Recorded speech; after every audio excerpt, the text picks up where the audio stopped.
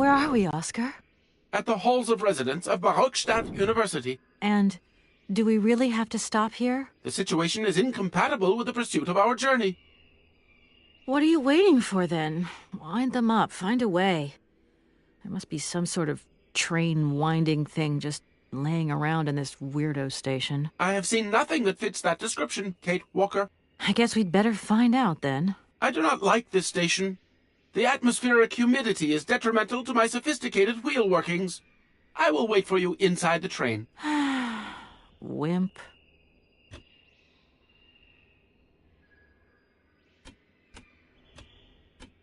Oscar, there's no way you could help me find a way to wind the train back up again? Rust awaits my every movement if I leave this train, Kate Walker. And what would you do with a rusty engine driver? Not a lot, I suppose. Oscar, see you later, Alex. In a while.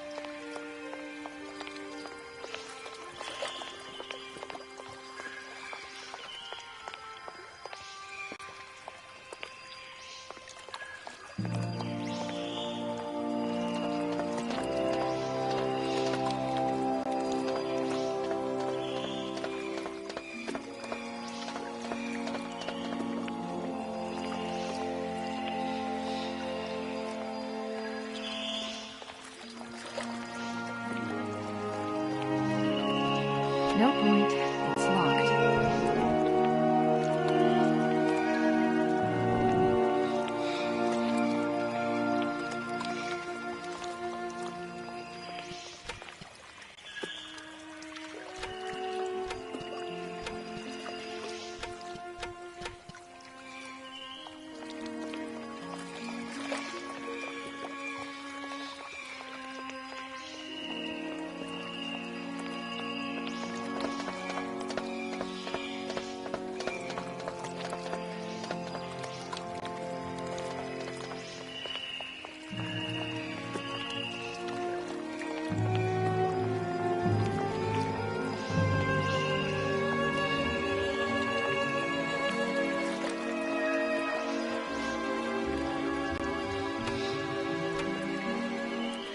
Hello.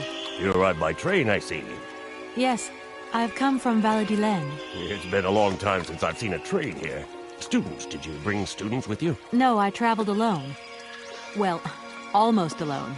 I remember around the start of fall, trains would bring kids from all around the world here to study zoology and botany, paleontology, all that stuff. This was a great university. And it isn't still great today, then?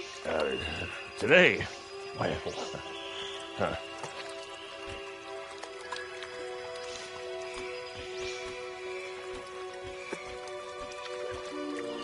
You don't know where I might find equipment to wind up my train springs, do you?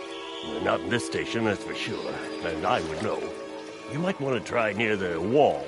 So, thinking of staying for long, miss? No. I mean, I don't know, actually. 1 or 2 days tops.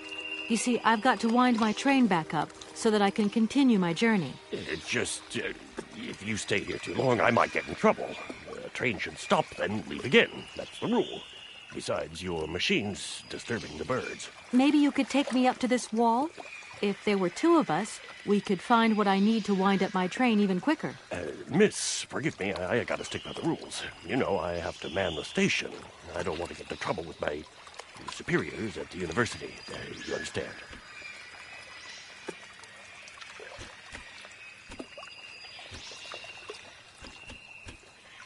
I feel like I've lost my way a little here. I could really do with your help. Hey, anything I can do, miss, you just let me know.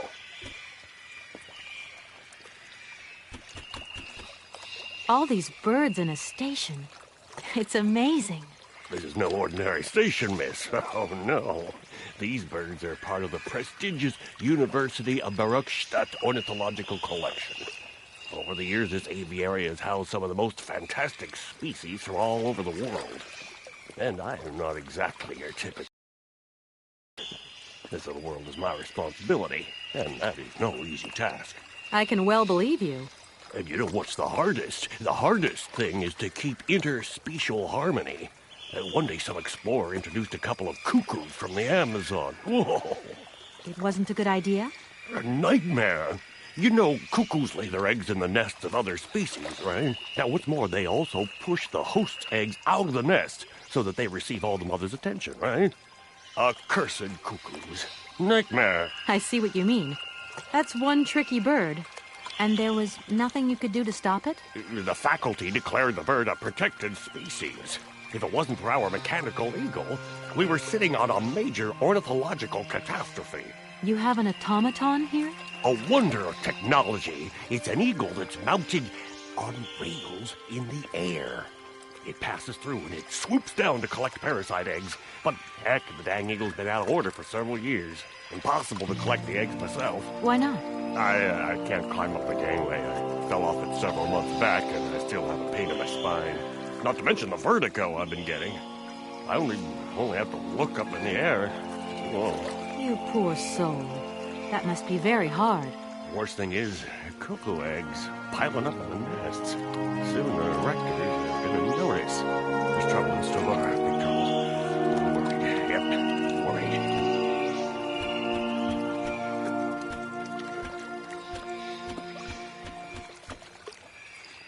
The name Hans Vorarlberg doesn't mean anything to you by chance, does it? Oh, do you really think I'd remember one little name from the thousands that pass through this station?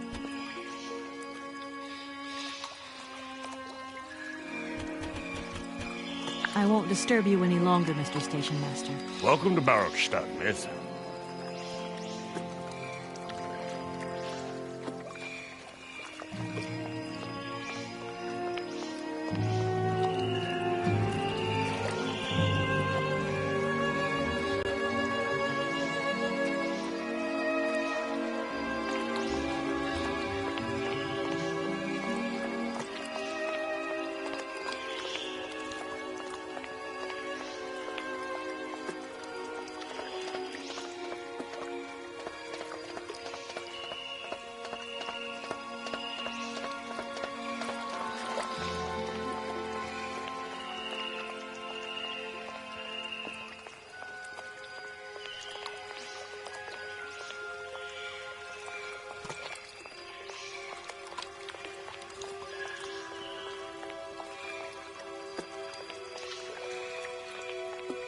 No point.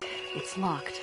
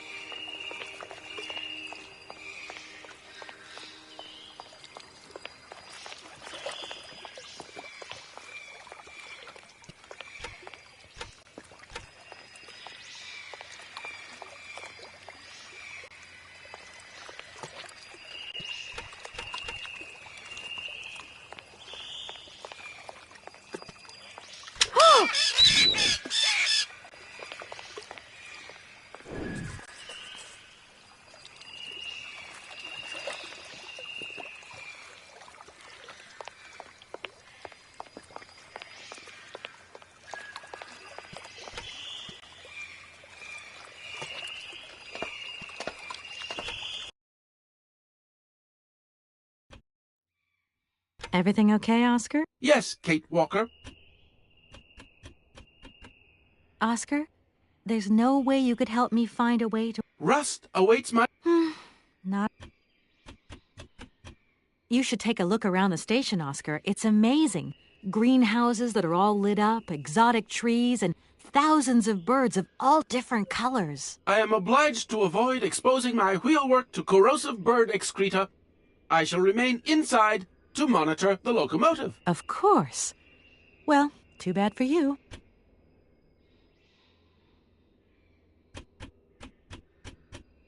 Oscar, see you. In a while.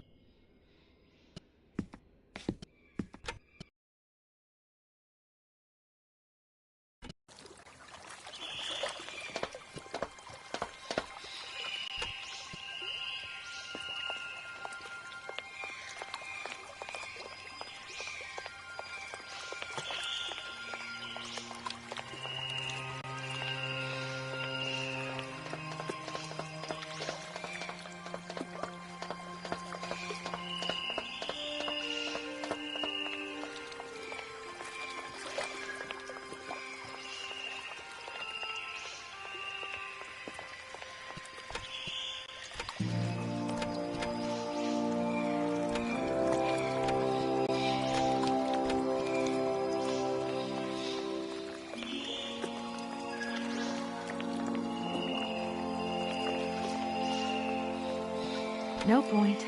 It's locked.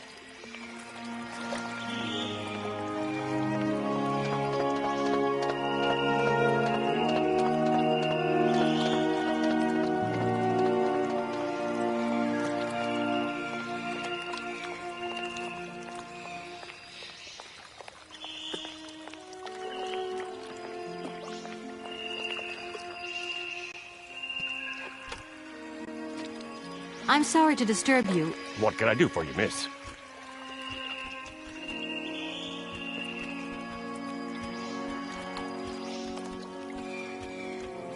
I feel like I've lost my way a little here. Hey, You don't know where I might... not... No. It's just... Maybe you...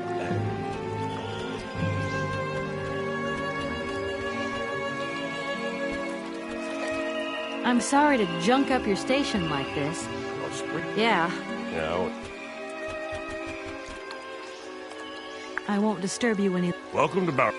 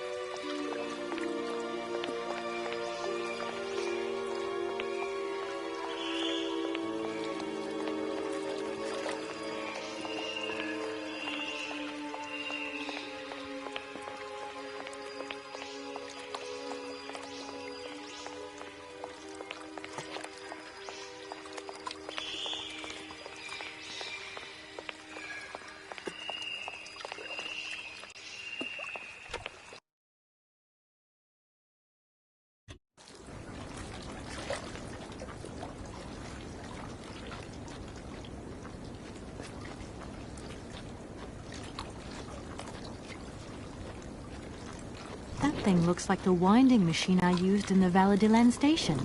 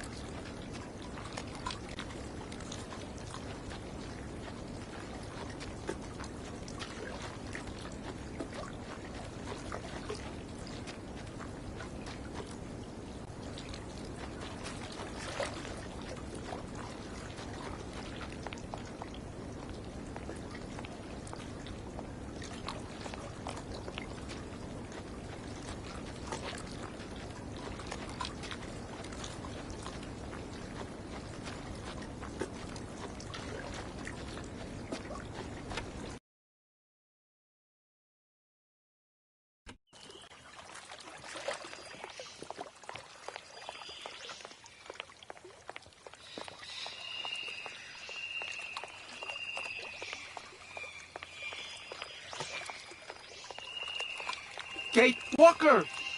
Kate Walker! Come over here, please! I have something to say to you!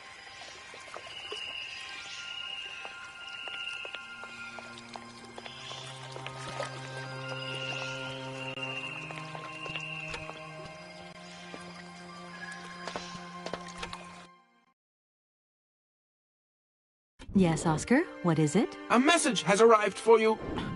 A message? You have been summoned to see the rectors. They are the highest authority at the university. They want to talk to you. Talk to me? Yes, to the person responsible for the train. So, I'm in charge now, sure, okay. But why would these gentlemen want to see me at all? They do not say why, just that it's very important.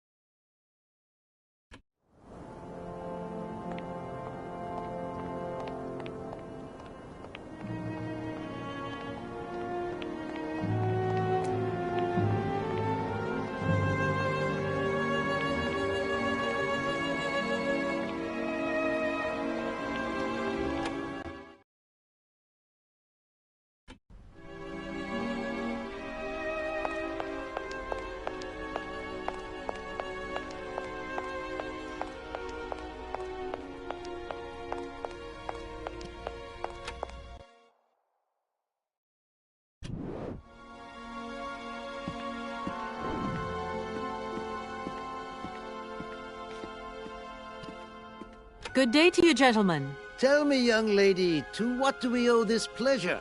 Please do be brief. We do not have very much time on our hands. As rectors of this university, we have serious matters to attend to, and our time is precious. I have heard you wish to meet the owner of the train that is currently in your station. May I know the reason for your summons? We are surprised that your train has not yet left, miss. The situation is most regrettable. The rules do clearly state that trains are meant to come and go and not remain stationary at a platform. Trains should first stop, then subsequently leave. That is the rule. We agree then, dear colleagues, that what we're dealing with is deviant behavior. This matter really is cause for concern. It's a clockwork train, you see? So it needs winding up again. Unfortunately, there is no equipment in the station to do this. A clockwork train? That's strange. How very quaint. You mean it's some sort of mechanical toy? You are causing a hindrance to us, miss. I am very hopeful that I will find what I need along the wall. The wall? Miss, that really is not a suitable place for you to go. Especially for a young lady. You see, miss, we freely admit that every day we praise the existence of that particular edifice. We owe the integrity of our dear university and the fine education it provides to the wall. It protects us from harm and invasion from the unknown. May God protect us from what is beyond those ramparts, miss. Please believe me. I don't have any choice. I must continue my journey. Such a decision is a correct one since it's in line with regulations. Thus, your train will indeed be able to leave. And consequently cease to obstruct our station.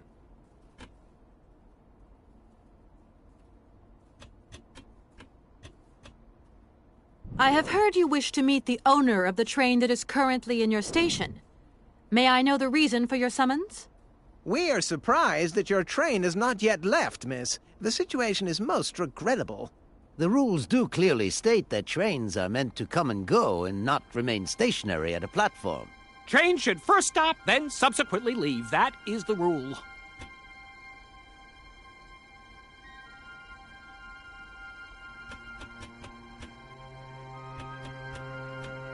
You see, I didn't actually intend to stop here, but the springs of my train gave up, you see? No, not really. You mean to say you're not a student? You have arrived a little late in the term, miss. Enrollment for this year has already terminated. But as rectors of this university, and therefore representatives of its highest authority, we could bend the rules a little, if you like. You don't understand. I'm a lawyer from New York, or rather Valladolid more precisely. My client wants to buy out an old mechanical toy factory, but its heir isn't actually dead and is living somewhere in Syberia. I've got to get to him to sign the sales contract. You see? Not really. This is a most peculiar tale. A kerfuffle of the highest order. We have an excellent law school, if you should ever change your mind.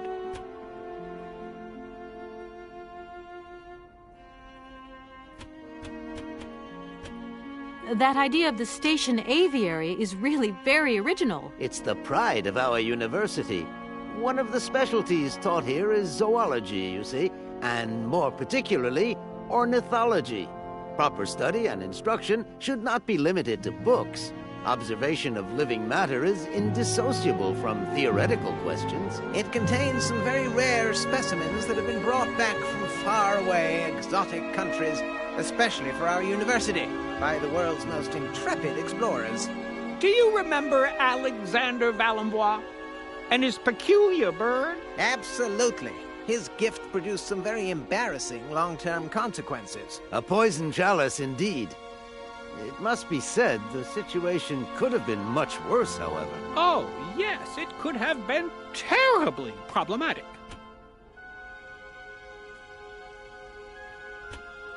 Can you possibly help me out here? Miss, your insistence is almost verging on indecency. We cannot constantly be at your disposal. We have many other requests to attend to. If you don't mind, could you not disturb us all the time? Thank you.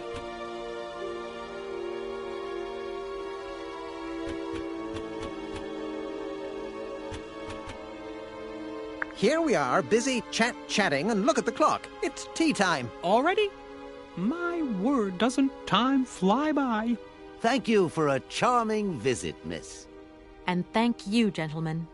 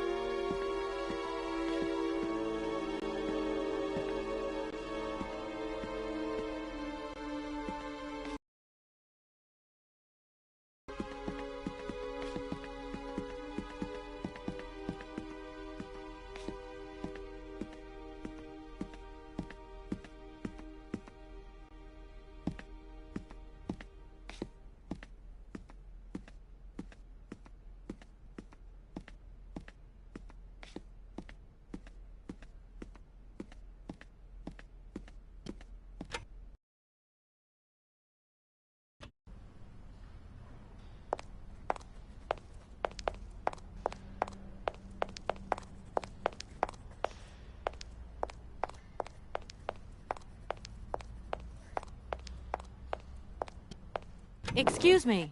Sir? Please, just a moment. Yes, what is it? I'm not deaf, you know. I am sorry to disturb you in your work, sir, but... This young Mammothus primigenius is barely 40,000 years old. Fantastic, wouldn't you say, miss? Yes. Probably. What do you mean, probably? I don't know. You don't know? Oh, you don't know, I see. What can I do for you, my dear child?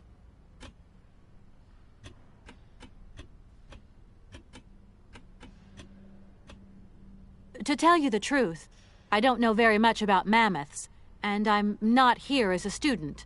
In fact, I'm a lawyer. It's all right. Nobody is perfect. All the same, the study of the Pleistocene period... I'm sure it is, but I'm sorry to say my current mission is... Ah, that's what they all say. But anyway... Kate Walker. Pleased to meet... To tell you the truth, I'm looking for Mr. Hans Vorarlberg. He's the sole heir of a very unusual factory. My company is in charge of negotiations for the takeover of this factory. At last word, he was living in Syberia. So, as soon as my train is ready, I'll be continuing my journey eastwards. Syberia. Ah, Syberia. But what was it you said again? Said what? You mentioned a name. The person you are looking for. Vorarlberg. Hans Vorarlberg. Do you know him? Hans Vorarlberg. How could I forget him? Such an extraordinary fellow. So inventive. We shared a passion for mammoths, you know, and we bonded over this passion. Without it, I confess, I would have had little to do with an odd, ageless retard like Hans. At the time, we were both students. Well, sort of. Put it this way. Hans had special permission to attend paleontology lectures. You see, he didn't really have the necessary qualifications. In exchange, Hans did a few odd jobs around the university. Your Hans Vorarlberg sounds uncannily like the one I'm looking for. I'm not sure, my dear. Hans was above all questions of money and business. Just to imagine him running a factory, perish the thought. Can you tell me a little bit more about him? He was always a mystery to me. He never said very much, never quite seemed to grasp what you said to him. He expressed himself instead through his incredible mechanical contraptions. His inventions, I admit, have been much appreciated by the university. The few times we really did talk, it was about his strange interest for mammoths and a doll. Some sort of doll that obsessed him. A doll, you say? Yes, he kept talking about it. One day he described it to me. A sort of children's toy. A miniature mammoth mounted by a mount. It appears he found it in a cave not far from his home. The event all sounds very dramatic. His account was slightly confused, but it awoke a great interest in me. What do you mean? To my knowledge, there was only one tribe who made figurines featuring a mount, and that tribe is the Yukols. They live in the farthest reaches of Syberia, and for them, the dolls constituted a sacred object, illustrating one of their central legends. How such a doll made the journey from the frozen Siberian north to a cave in the French Alps is a mystery to me. Even today, it is beyond my comprehension. Have you considered that Hans Vorarlberg was maybe making it up? You said yourself he didn't seem to have all his mental facilities intact.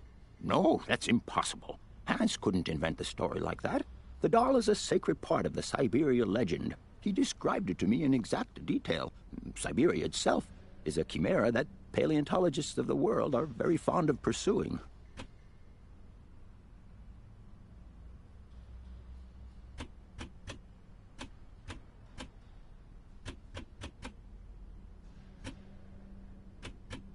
If I were to say Forest Sauvignon to you, what would you say? Oh, let's see. Sauvignon. Sauvignon? I would say it's some kind of tropical shrub, don't you think? We are talking about the same plant, then. It is a very rare shrub with small, juicy fruits. I found a book about the Amazon, And it says that there are even Sauvignon plants growing right here in Barrackstadt. You wouldn't know where, would you? Amazon Sauvignon plants here? No. No, I don't think there are any. Highly implausible. But, you should ask the station master. He is keeper of the greenhouse at our university, so he could tell you more than me. Oh, thanks very much. Please do excuse my persistence, Professor, but did Hans Vorarlberg ever talk about his childhood? About Valadilene and his sister, Anna? No, not that I recall. Pity. When I think of Hans, I'm always reminded of a mysterious mammoth doll he would talk about so often. A small effigy of a mammoth made of hide and mounted with its own miniature maut. How come he was so lucky? Why have I not seen this?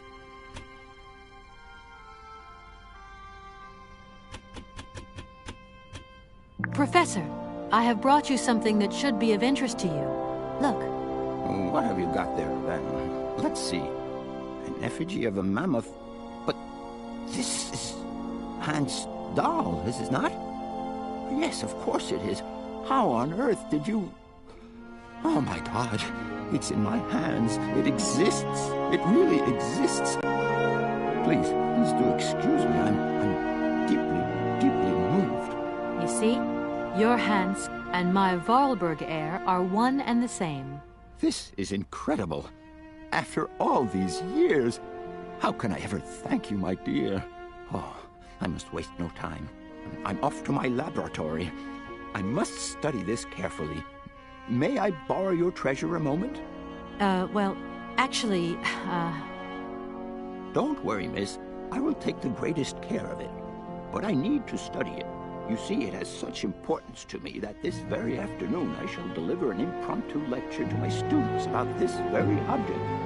If you are interested in Hans Vorarlberg, then it is essential that you attend. Do you think so? Obviously. Give me your telephone number and I will call you the moment my lecture begins. I will return you your doll at the end. You have my word. In that case, see you later.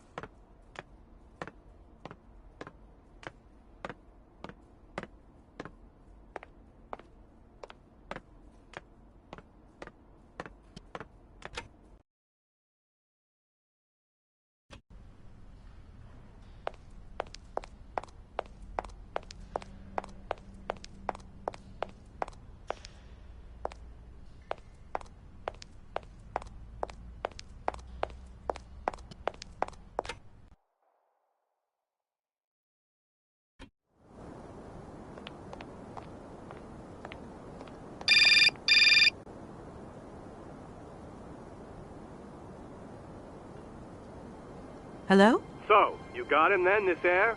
Ah, it's you, Mr. Marson. Good day, and how are you, sir? I'll feel a whole lot better when this whole business is over and the sales contract is signed. Where the hell are you? I'm in Barkstadt. Bollocks what? What in God's name are you doing there? It's a magnificent university town. It would appear Hans Vorarlberg once passed by here several years ago. So if he isn't there anymore, then there's no point hanging around. I hear what you're saying, sir, but I have good reason to believe that Hans Vorarlberg is still alive. For the time being, I'm trying to gather extra information from people who have known him. What's your next destination? I'm not exactly sure yet. Doesn't sound like you know too much, Kate. I just need a bit of time, Mr. Marson. Yeah, well, time is what you ain't got. Keep me posted.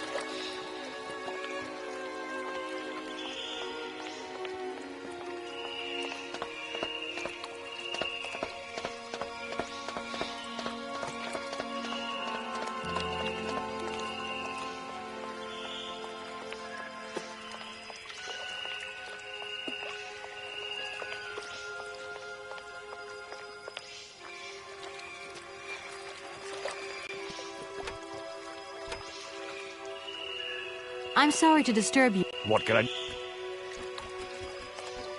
Where might I find some forest Sauvignon plants, please? No place around here, that's for sure. I don't know what you're talking about. That stuff's from the Amazon. You know, for someone who knows nothing about the plant, you seem pretty well informed about which mysterious faraway country it comes from. Oh, Amazon, Peru, Papua New Guinea, it's all the same to me. Gotta go. Gotta work. Wait, don't go. You know what? I don't think he was being totally straight with me.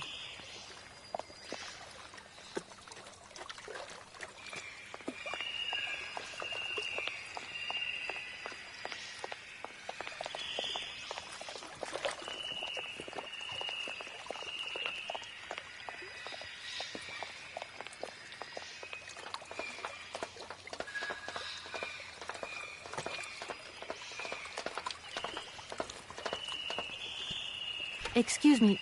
Can't you see I am very, very... No. Well, I want to know where the Barkstadt Sauvignon plants grow. But I already told you, I don't know what you're talking about. I just talked to Professor Pons on the subject, and he sent me back to talk to you. Strange, don't you think? The professor told you to come and see me about Sauvignon berries, but you can't do that. I mean, I don't know anything about them. All your questions get on my nerves, and please leave me alone. As you wish, but I really do have the impression you're hiding something from me.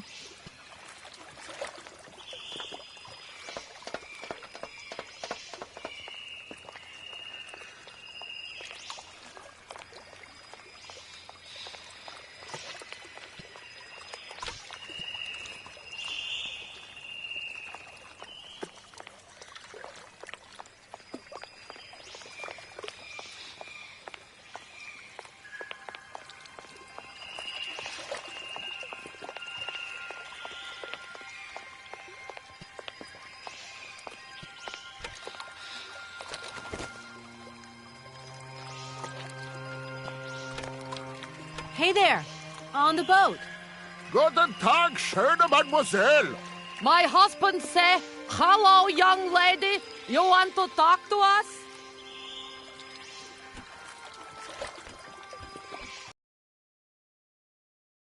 It's kind of broken. I've absolutely got to get it out of the station. Do you think you could tow it over to the wall with your barge? Lock closed. Barge blocked. But if the locks were open, would it be okay to tow my train then? Por qué no? More money for that work. Ah, it's possible. My husband say we help you if you give money. Right. And how much do you want? She want that. He wants $150. $150? I don't have that much. No money, no barge. Let me offer you $75. Nay, $125. Out of the question. $100 and not a dime more. Correct. You have barge for $100. Great. Now, don't move. I'll be back as quick as possible with the money.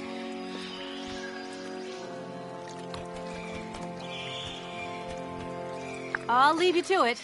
Dos.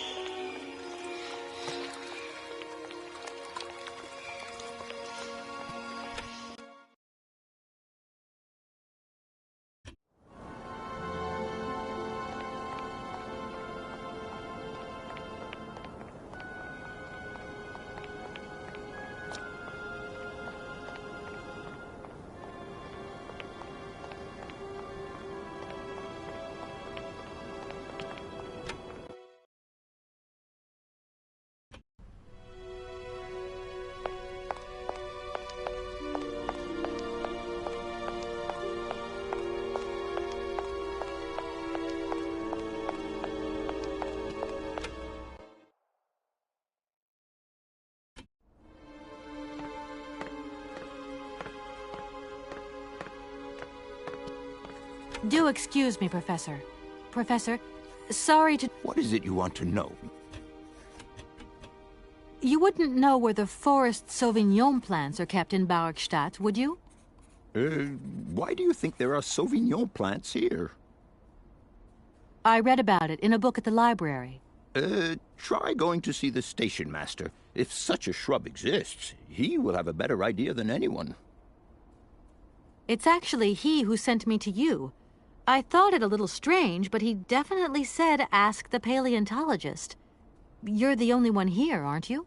Yes, yes indeed. What a strange way to behave. Well, I think he must have made a mistake, that's all. Nobody tells me anything here, and maybe you should ask the rectors. After all, they are in charge of the university. All right, thanks.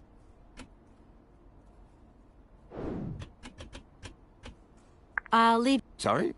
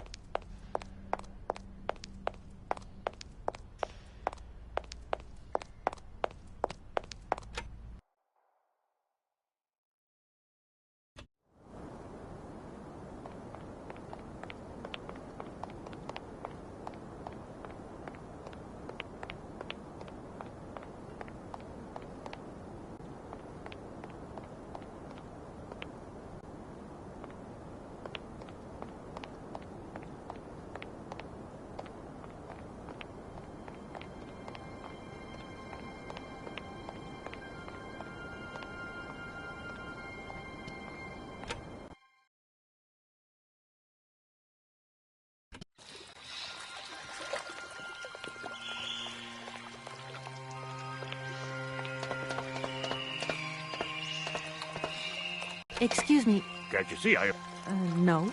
Well, I am. I want to know where the Bargstadt Sauvignon... But I already... I just talked to Professor Pons on the subject, and he sent me back to talk to you. The professor told you. As you wish, but I...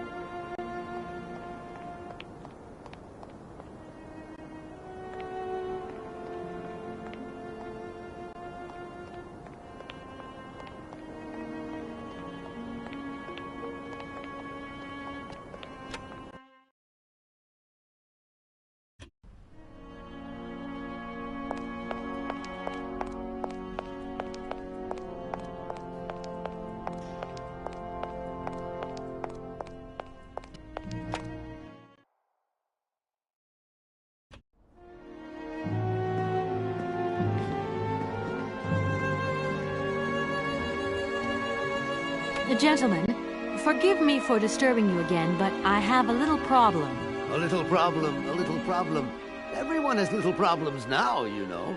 They are kept to oneself, and they don't stop the world from turning. Nor trains from leaving stations.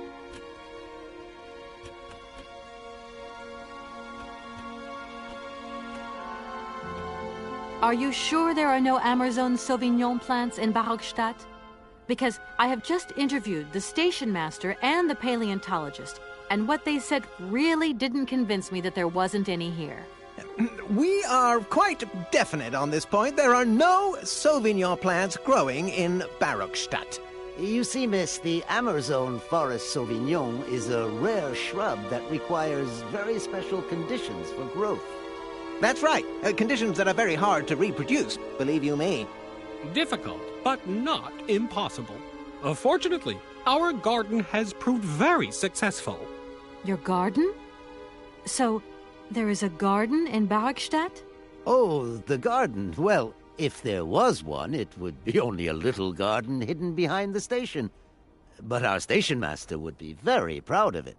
He would take very good care of it, too. Everything would grow marvelously if we were able to cultivate it at all, and it would be all down to his gardening prowess. And we would be proud as punch. And we wouldn't forget the role the paleontologist might play in this. What's the paleontologist got to do with it all? Without him and without his laboratory, how would we make the wine, do you think? And it would be good wine indeed, my dear colleagues, would it not? Oh, yes, a delightful balm to soothe away our long hours of toil and our heavy responsibilities.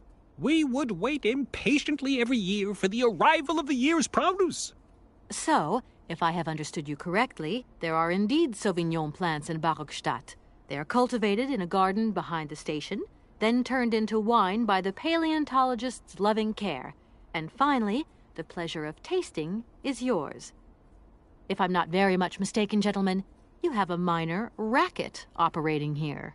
Miss, you do go jumping to some hasty conclusions. We never said that. That's not what we said at all. We were talking in the conditional. You know, with ifs and woulds. So, what would happen if I had such a hunch? You would have to keep it to yourself, of course. Yes, if you would be so kind as to keep it a secret. It would only be a small local concern, producing barely a few bottles every year. That's right. Nothing so grandiose as a business.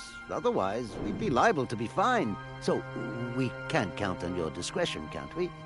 Don't worry, I have no intention at all of getting messed up in anything.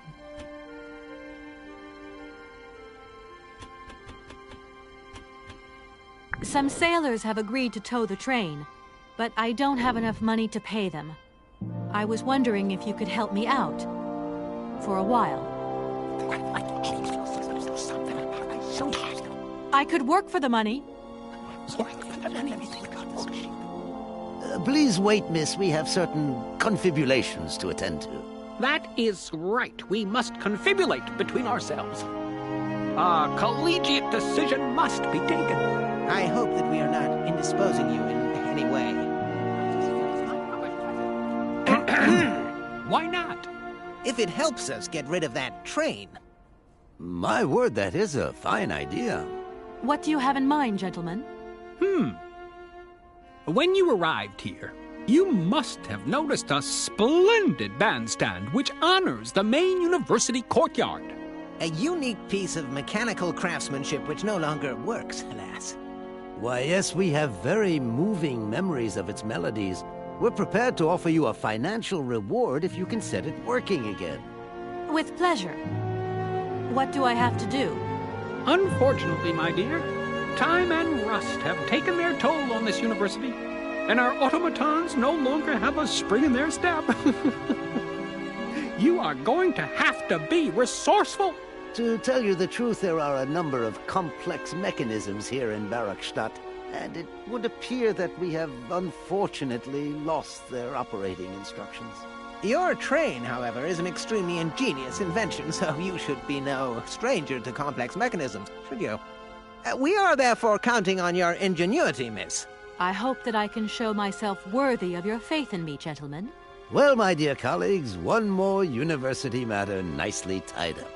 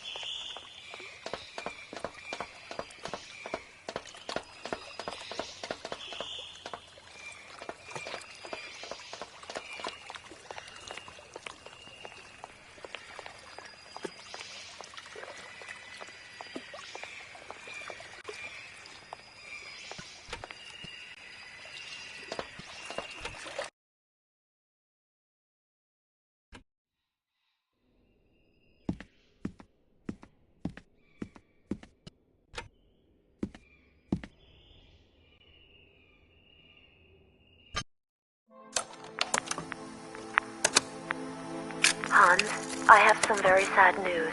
Our father is dead. He passed away peacefully last Sunday in his sleep. I feel so lonely now. Father had been but a shadow of himself since your departure. I had to take care of everything for him. Housework, factory paperwork, the workforce, clients, everything. And now, today, well, I really don't know who or what I'm fighting for. Times are so hard, and this terrible war is destroying everything. Nobody cares for our automatons anymore. I just think about you returning. And when you do return, I will have turned this factory into a palace worthy of your genius. Please take care of yourself. I love you so much, Anna.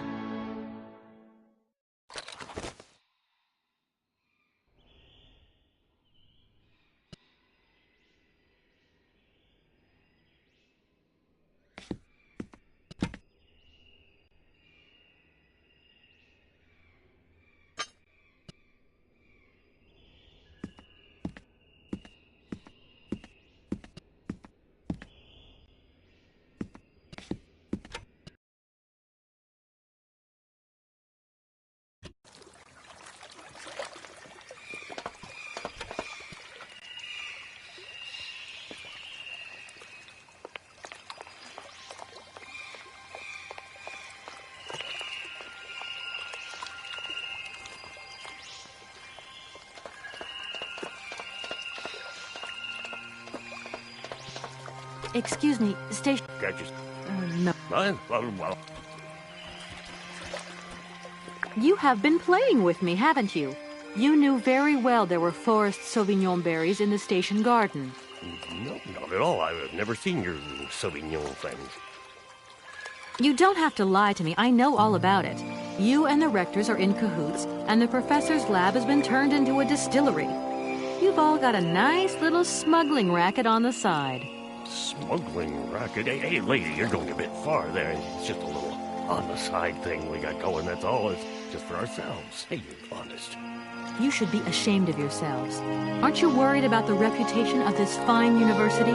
The authorities should be informed of this. But we haven't done anything wrong. It's not a crime. Can you open the gate to the garden, please? Oh, sure. No problemo. Right away, miss.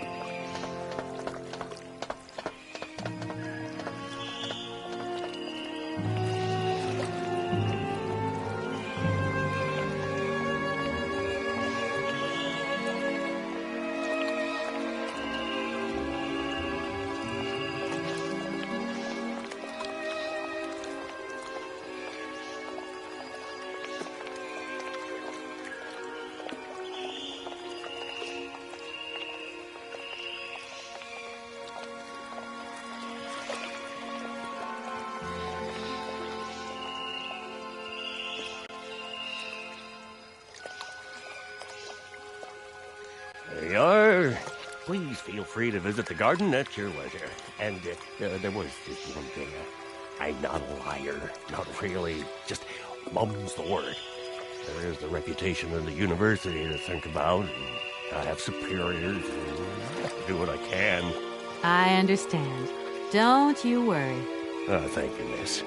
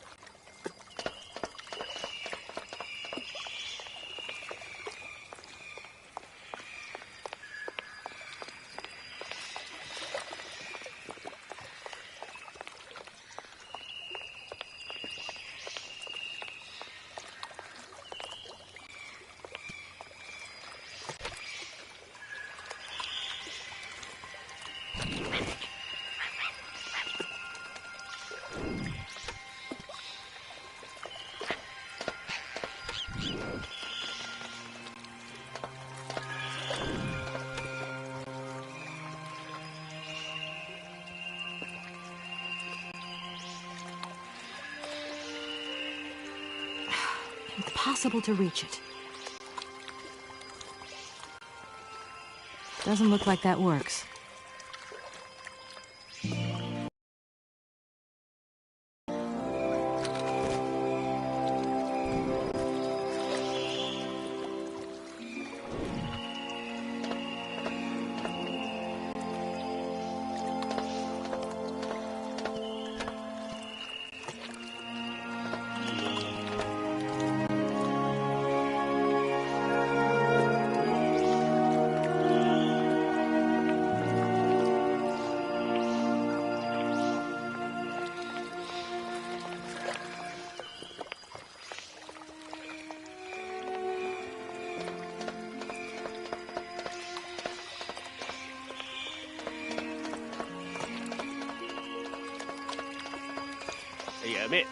Miss, please, excuse me. Ah, Mr. Station Master. Rest assured my train will no longer be cluttering up your station. You must be happy. Oh, yes, very happy, of course. There was just one thing I wanted to... Yes? You know, I wanted to apologize for our little misunderstanding. I brought you a bottle of wine. Markstadt Sauvignon. Very good year. Let me know what you think. I'm very touched. Thank you. Good luck on your journey, lady. Thank you. I'm afraid it... Hey, why not take... Oh, don't worry about it. That's very sweet. I won't disturb... Welcome to...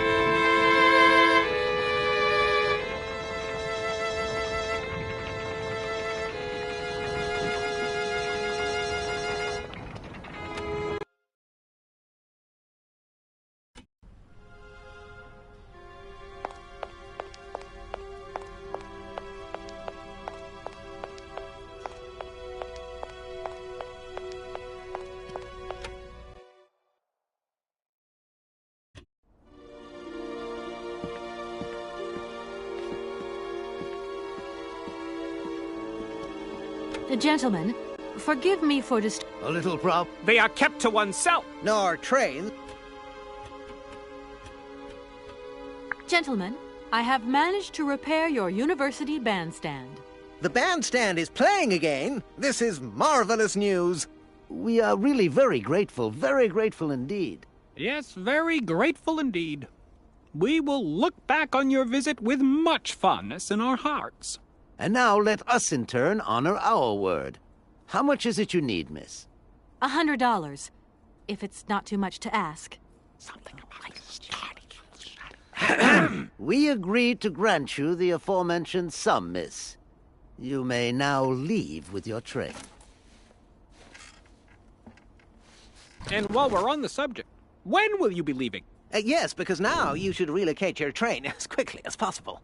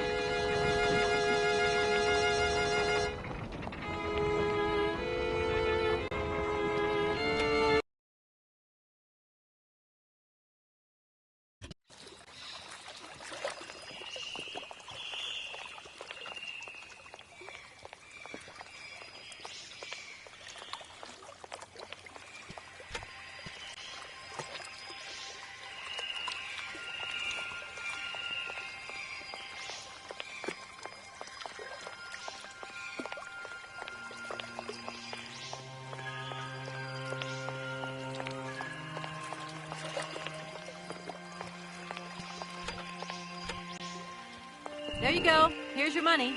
I've checked it. It's all there. Ah, thank you. Not difficult get dollar. See? You are a real businesswoman. I'm not the only one around here. We pleased to do deal with you. Now, you open lock or we no help you. Why didn't you manage to open them? After all, you don't have to be a genius. Ma vorbat pensiero sesto, mi kleiner madam. No se sei mar alles non comprendo, en allora caput en andere bordel. Zir fama. On telefonieren, caput. My husband say instructions complicated. No understand manual. My husband angry. Very angry. Oh, now telephone broke. Kaput. Now that is annoying. What are you going to do next?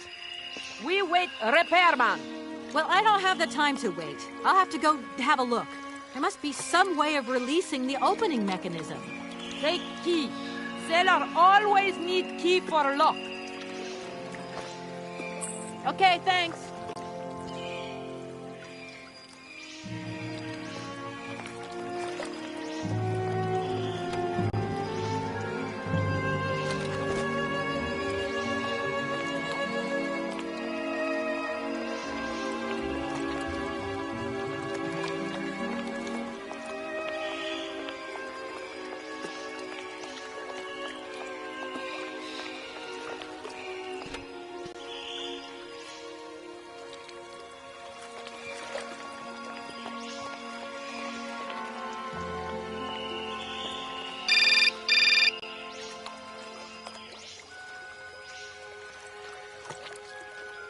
Hello? Hey, how's my little baby girl? I was thinking about you only yesterday because I saw this fantastic fur coat. You are wrapping up warm, aren't you? I mean, people in foreign countries never know how to dress properly for the weather.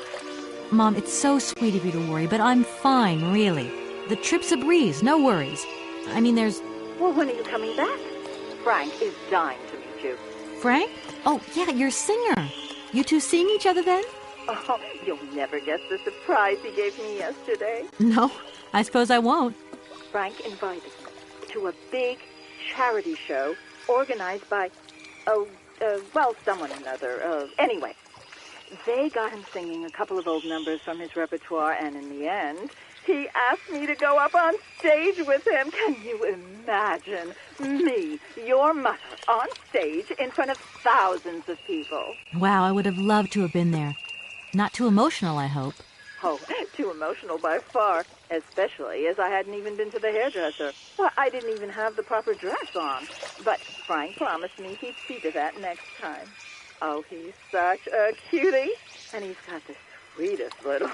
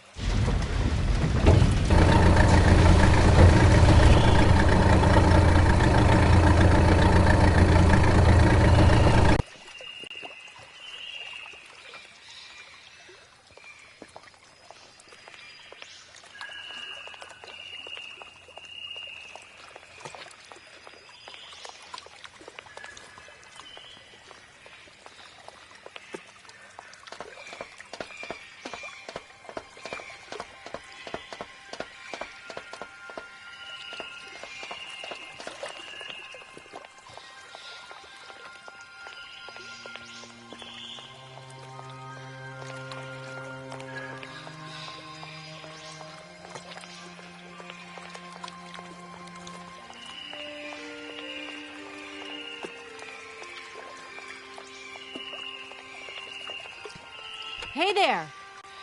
On the boat! Da! Barge on other side! You still need us?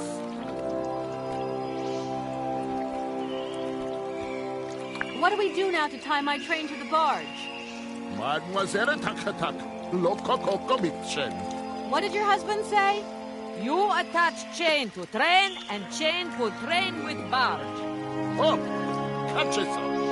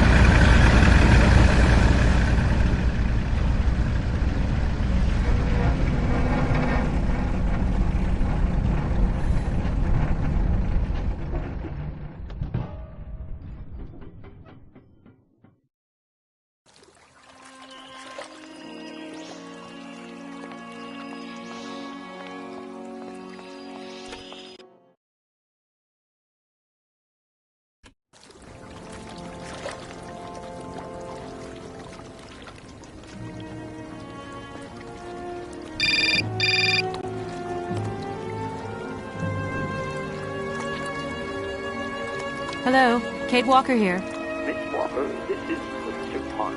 I'm about to start my lecture on the Yukol and Homish. Please make haste to come. Okay, I'll give it my best. Excellent. We'll be in the main lecture hall. See you soon.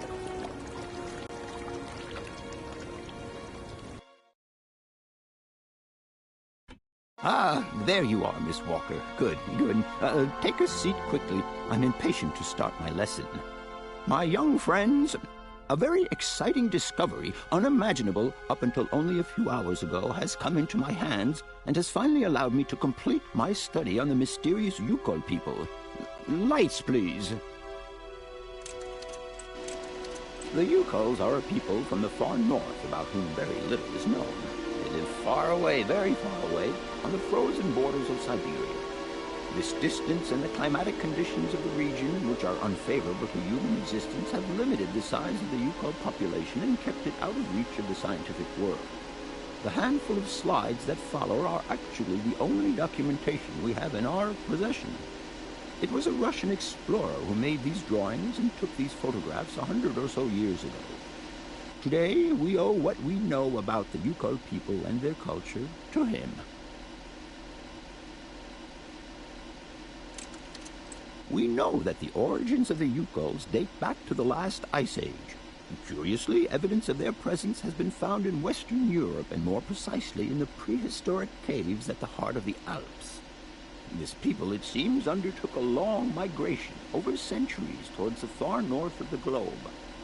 The reasons for this migration are due to the importance of the mammoth in their craft, trade, and culture. They used them for transportation and as beasts of burden. The mammoth brought them meat, skins, fat, and ivory. Man and animal lived in symbiosis. There's no doubt about it. Mammoths started to drift away from the region due to changing climatic conditions, and the Yukols followed them to the north, to the edges of Syberia.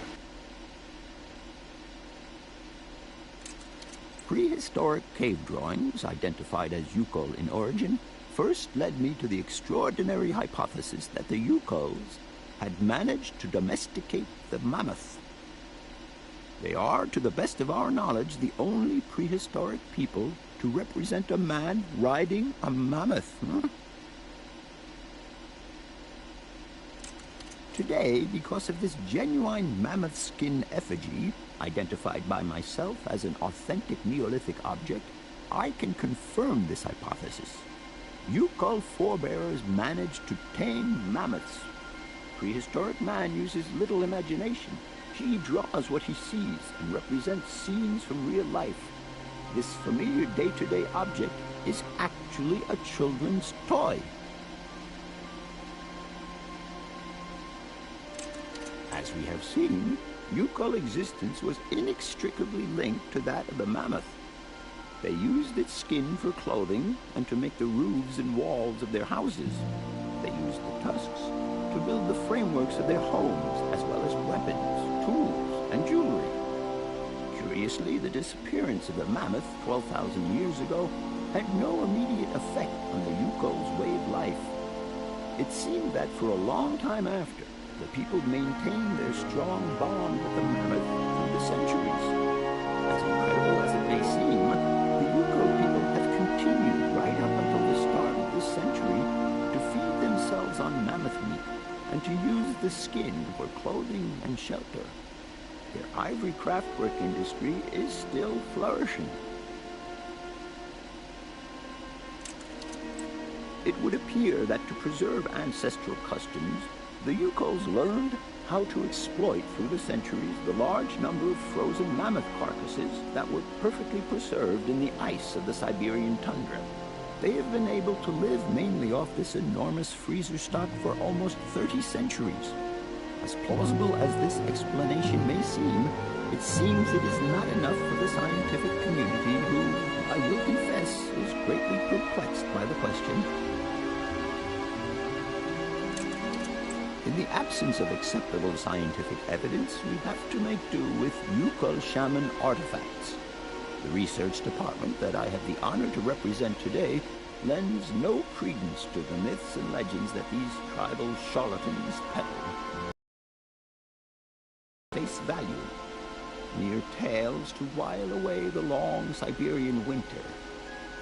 The legend of the Siberian Ice Ark is a very good example.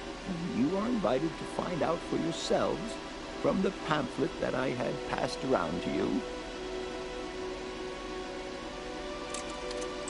This legend would have us believe that today, somewhere on a lost island to the north of Siberia, there are living mammoths still in existence, a sort of hangover from the Ice Age.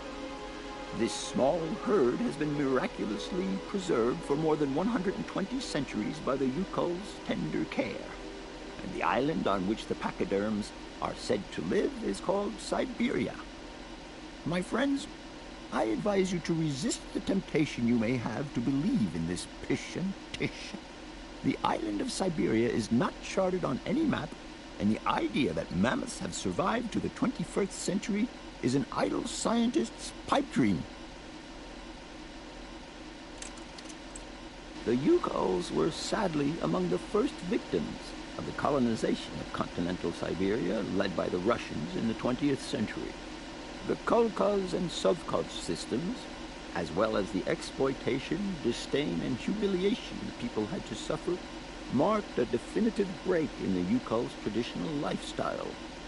Since the collapse of the communist regime, the Yuko population finds itself confronted with the same political and social upheavals that other Siberian communities are experiencing. There are two consequences to arise from this.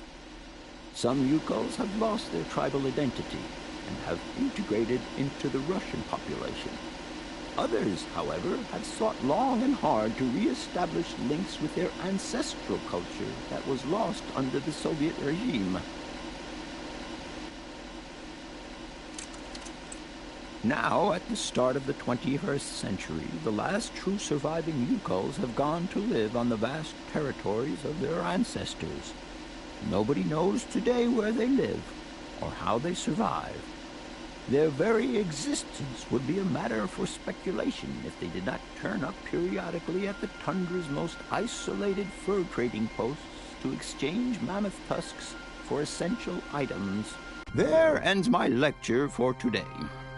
Thank you for being among us today, Miss Walker. Please make your way to the laboratory where you will find your mammoth doll. There are also photocopies of my lectures should you so require them.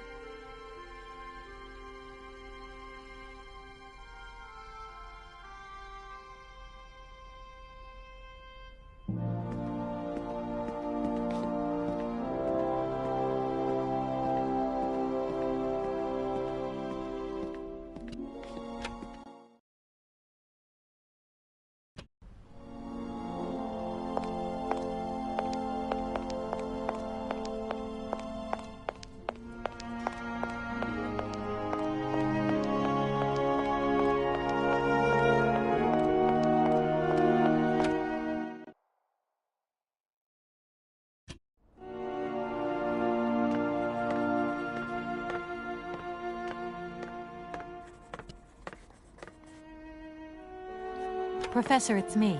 I've come to pick up the mammoth doll. The doll is waiting for you there, Miss Walker. Please take good care of it. Don't worry. I'm beginning to get quite attached to it myself. Can I trouble you just a little longer? With pleasure, Kate. I'm all ears. I'll leave you in peace. I hope I haven't disturbed you too much. Sorry?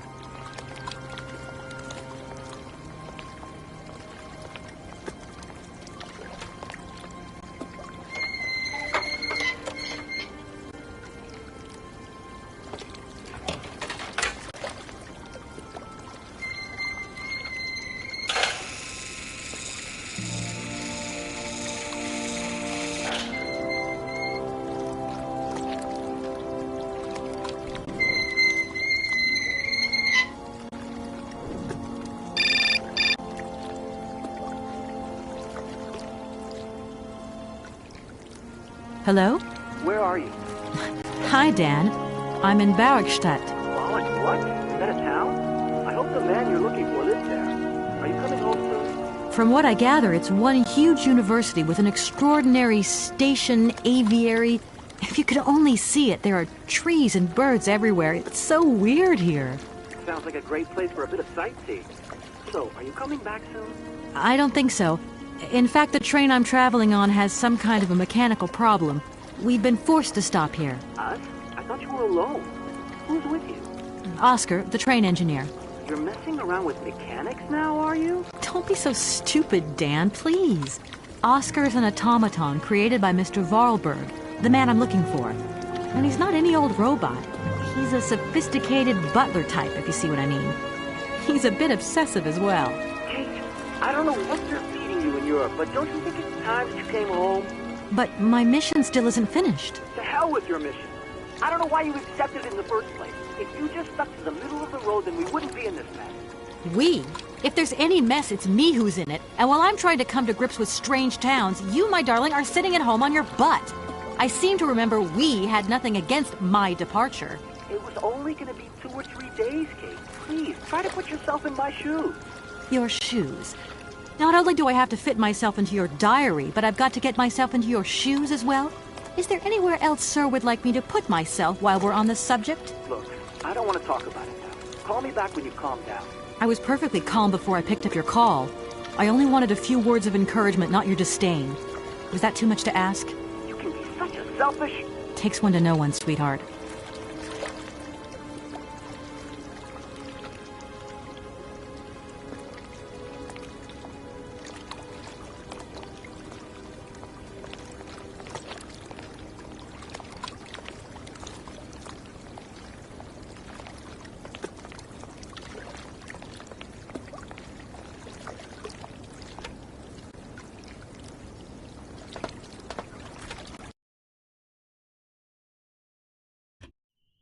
Everything okay, Oscar? Yes, Kate Walker. I am awaiting your instructions. Oscar, if you tell me one more time something's missing, I'll... Everything is ready. Take your seat, Kate Walker. We are leaving. I'll... Okay...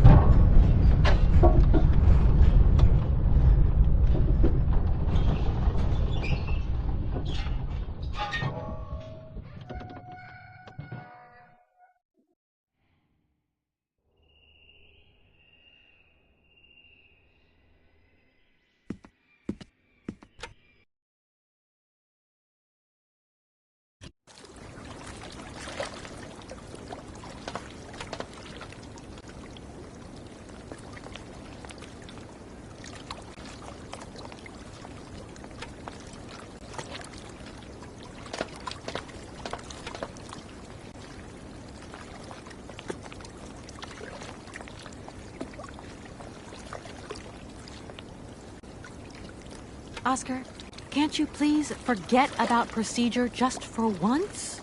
Your request is refused, Kate Walker. Oscar, don't you think we've wasted enough time already? You neglected to find the clockwork winding mechanism for the train with sufficient haste, Kate Walker. What nerve! And you refused to lend a helping hand. Help that could have been invaluable to me. I agree, Kate Walker. If you weren't so obsessed by procedure, we wouldn't have had a hitch. I am not entirely convinced, Kate Walker. Oscar, please, let's get in the train and leave, can we? Yes, Kate Walker. Give me the visa.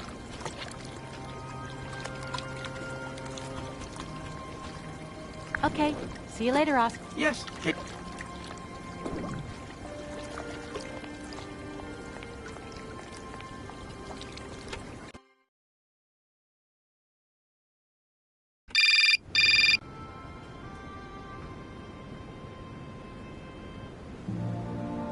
Hello? Kate! Oh, is that you? What's going on? Well, I finally got the mechanical train wound, and I hope it's going to take me to Hans Varlberg. I had to sort things out with a couple of weirdo sailors, and they probably ripped me off. But now I'm blocked behind this massive wall. You should see it. It's huge. I'm not talking about that. I want to know what's going on with Dan. What do you mean? I bumped into him at Maggie's Zoo, and he said you'd argue. That's a bit over the top. Things got a bit heated the last time we called, that's all. No need to go overboard. I don't mean to be melodramatic, but he didn't seem in such great shape. He had his down-in-the-dumps head on. Like Dan has a down-in-the-dumps head. Well, yeah, Yeah, when that shock of hair flops over his forehead and his eyes mist up and his eyebrows kind of crease together. I'd never noticed. Maybe I did go a bit too far, but he's got such a goody two-shoes image of me that sometimes I just lose it. And this case is taking up a lot of headspace. I was just looking for a bit of compassion. Well, you sure got mine. So, what's going down? Like I said before, I'm kind of getting somewhere, but it's slow. This Hans Vorarlberg guy is getting more and more fascinating by the day. Okay, well, anyway, it doesn't sound like you're bored. Not like back here in the office. Every day is boredom day. Just no fun without you. When are you coming back? Shouldn't be long, I hope. Look, I've got to go. See you soon. Well, call us again real soon. And be easier on Dan next time, huh? I'll try.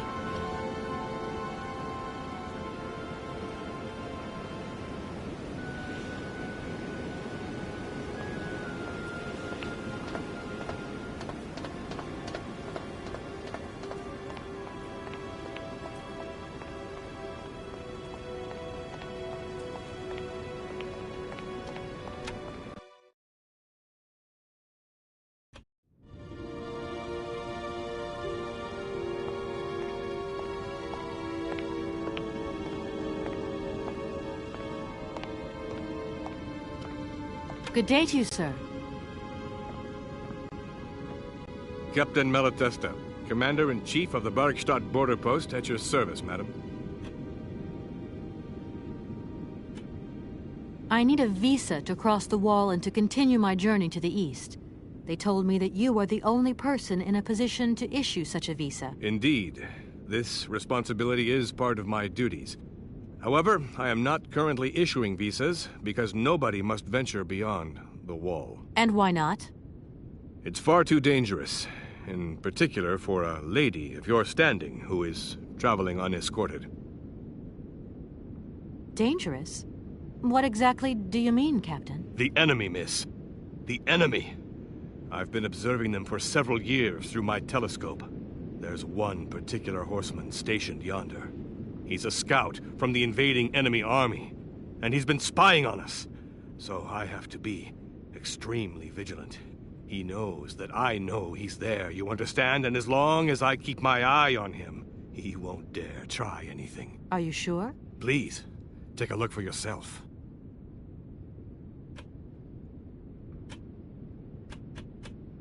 Don't mind me if I retire, Captain. Please.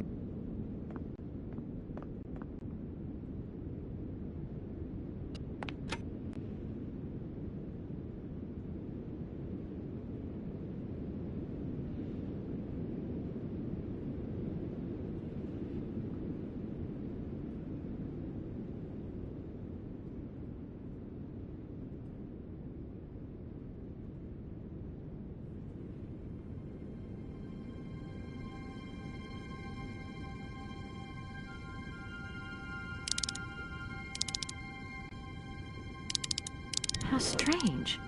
I can't see a Cossack horseman at all. There's just a dead tree in the middle of an empty plain. That poor captain must have really bad eyesight.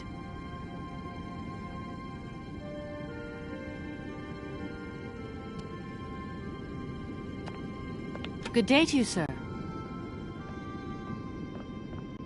Captain Malatesta, Commander-in-Chief of the Bergstadt border... Captain, I can assure you that your enemy horseman is in fact simply a dead tree. A tree? But that's totally ridiculous.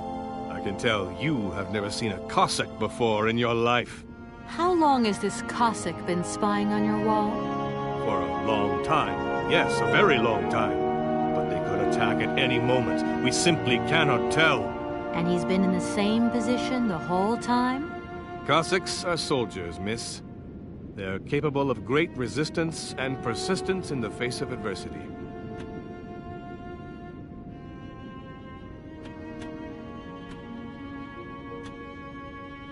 Don't mind me if... Please, madam.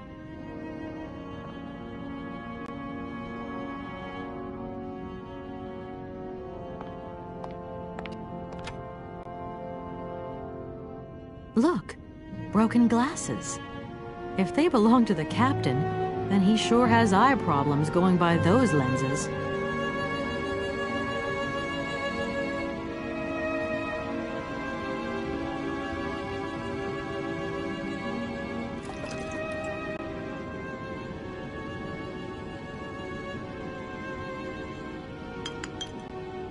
Colonel, sir. Captain, miss. But you have the air of a great officer. You flatter me, miss. Unfortunately, I'm afraid that we frontier soldiers are often forgotten by the military administration. There's no justice. I sympathize with you, Captain. Let us forget our worries for a moment and have a little drink together in the name of friendship. It would be my pleasure, miss, but the regulations strictly forbid it. Come on. A little glass of wine never hurt anybody, and nobody need know. Wine, miss? You are putting me in a very delicate situation. Don't deny yourself, Captain. Just a little glass. I assure you, it is excellent. Well, perhaps just a drop.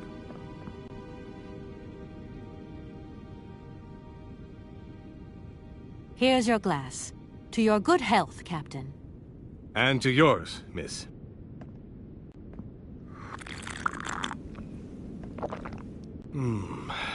It's been a long time since I've drunk wine in such pleasant company. I admit, it is excellent. Isn't it? You wouldn't think it came from Barrackstadt. It is made from the Amazon forest Sauvignon grape that has been miraculously conserved and cultivated in the station garden. Well, well, well. The university authorities kept that one to themselves. You know, Captain, it is essential that I continue my journey eastwards. Please, don't even think about it. As I've said, the enemy is spying on us. Perhaps your Cossack horseman isn't quite what you thought. Perhaps it's just a dead tree twisted into a strange shape. You should take another look. You never know. Go on, Captain. Give it a try. So be it. I will make this concession to the fairer sex, miss. But it does seem to be quite ridiculous.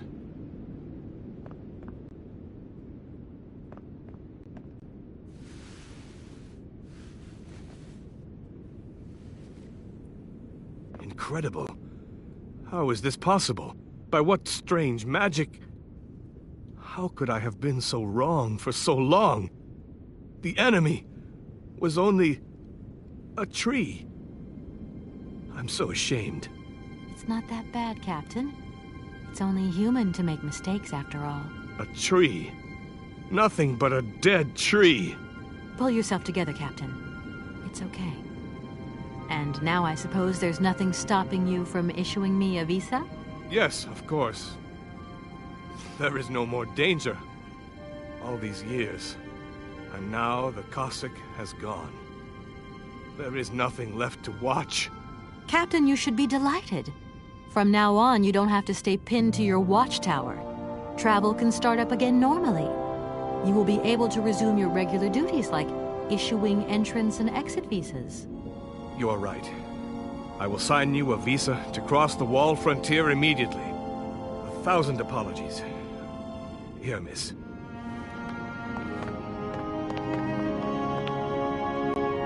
Thank you, Captain. And keep your eyes open. Miss, if we could keep this between ourselves, please.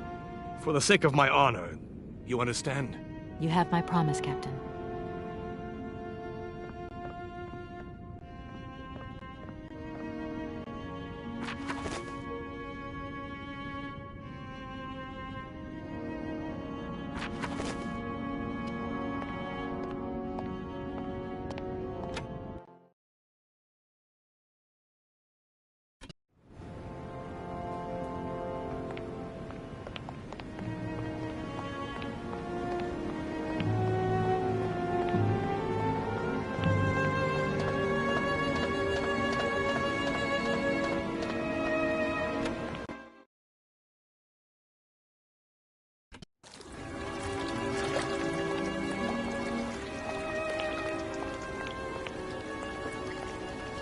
Here is the visa.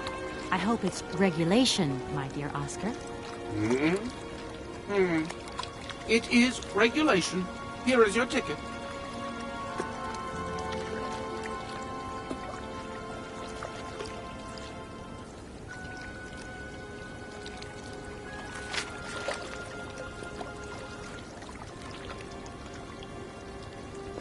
Have a good journey, Kate Walker. So, can we go now?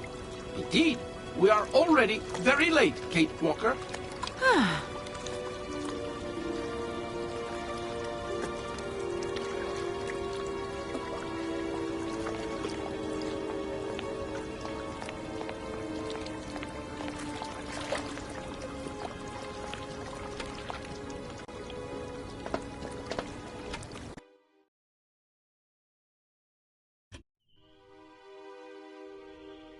Here you go, Oscar. Now, please return to your seat, Kate Walker. Yes, Oscar. Immediately, Oscar.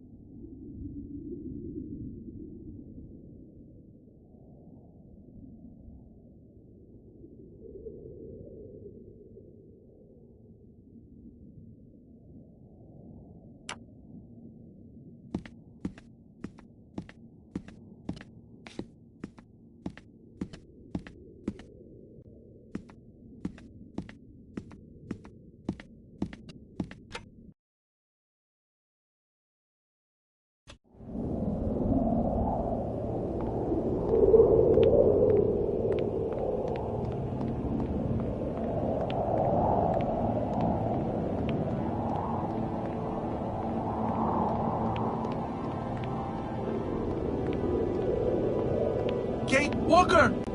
Kate Walker! Oscar, what's going on? Why has the train stopped? Where are we? The springs of the train are unwound again, Kate Walker.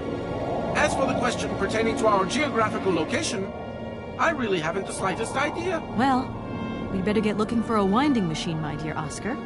I hope that this place actually has one. The air here is so polluted that I could not possibly risk leaving the locomotive. My joints might corrode irreparably. Right. Let's see. Gosh, it's really gloomy here. I wonder where on earth I'm going to find a winding machine. I have total confidence in you, Kate Walker. You are, after all, a brave and resourceful woman. Yeah, right. See you soon, Oscar.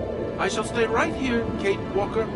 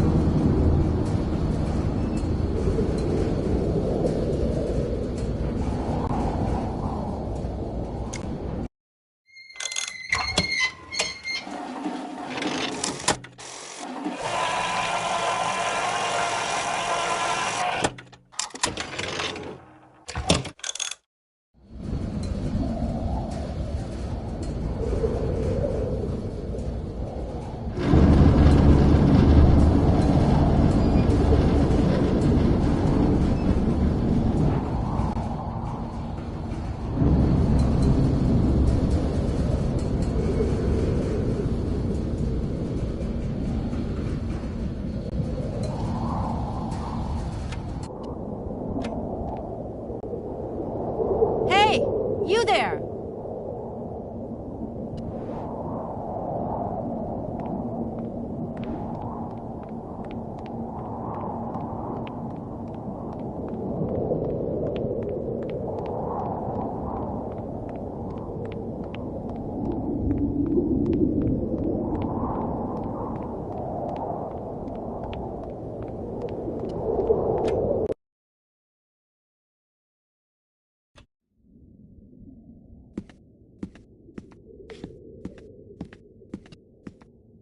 My God, Oscar!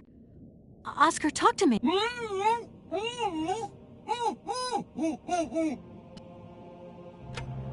Are you okay?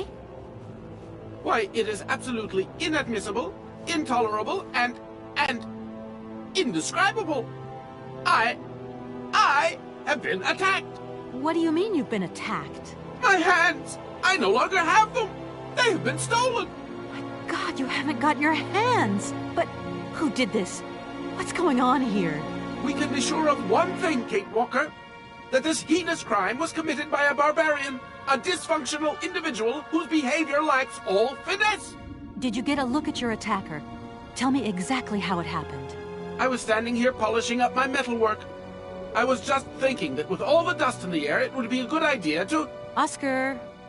I was very busy, and I suddenly felt two powerful arms grab me from behind and tie me up before I had the chance to defend myself.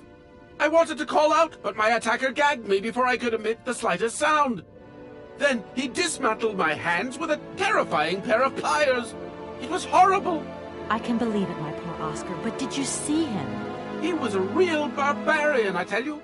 He had bloodshot eyes, steel teeth, and brown scaly skin, and he emitted foul odors. He was a monster, Kate Walker, a real monster, and he had a weapon. Oscar, please calm down. Everything's going to be all right. Right, Oscar. Let's go find this hand bandit. And this time, we're not going to be such a pushover. Kate Walker, please do not think that this problem does not concern me. But if it's all the same to you, I would so much prefer to stay here, just to be on the safe side. An engineer never abandons his train, after all. Yeah, sure. Another good reason not to lend a... I mean, not to help me out. Kate Walker, even an automaton deserves a little compassion. I have just been savagely assaulted. Oh, I can feel one of my spasms coming on. I am on the verge of a clockwork breakdown. And all you do is accuse me of being selfish. Okay, take a rest, Oscar. You're not much use without your hands anyway. See you soon, Oscar. I shall stay right here, Kate Walker. How are you, Oscar? Apart from the... See you soon, Oscar. I shall stay right here, Kate Walker.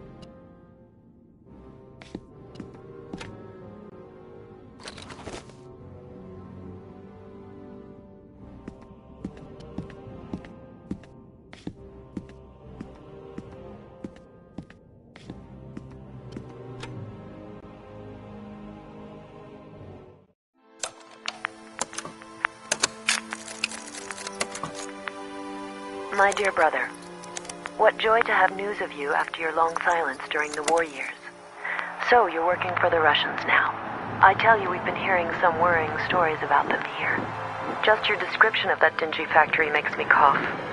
But it's so good to hear that your talent is being recognized for its true value, and that your automaton creations are taking the place of workers for all those menial jobs. I'm so proud that Vorarlberg automatons are making such a contribution, even if it is small, to the improvement of people's lives. Meanwhile, back in Valladolid, we've been licking our wounds after the war years. Some people have returned, others not. Life is slowly coming back, but it's taking time. All my love, Anna.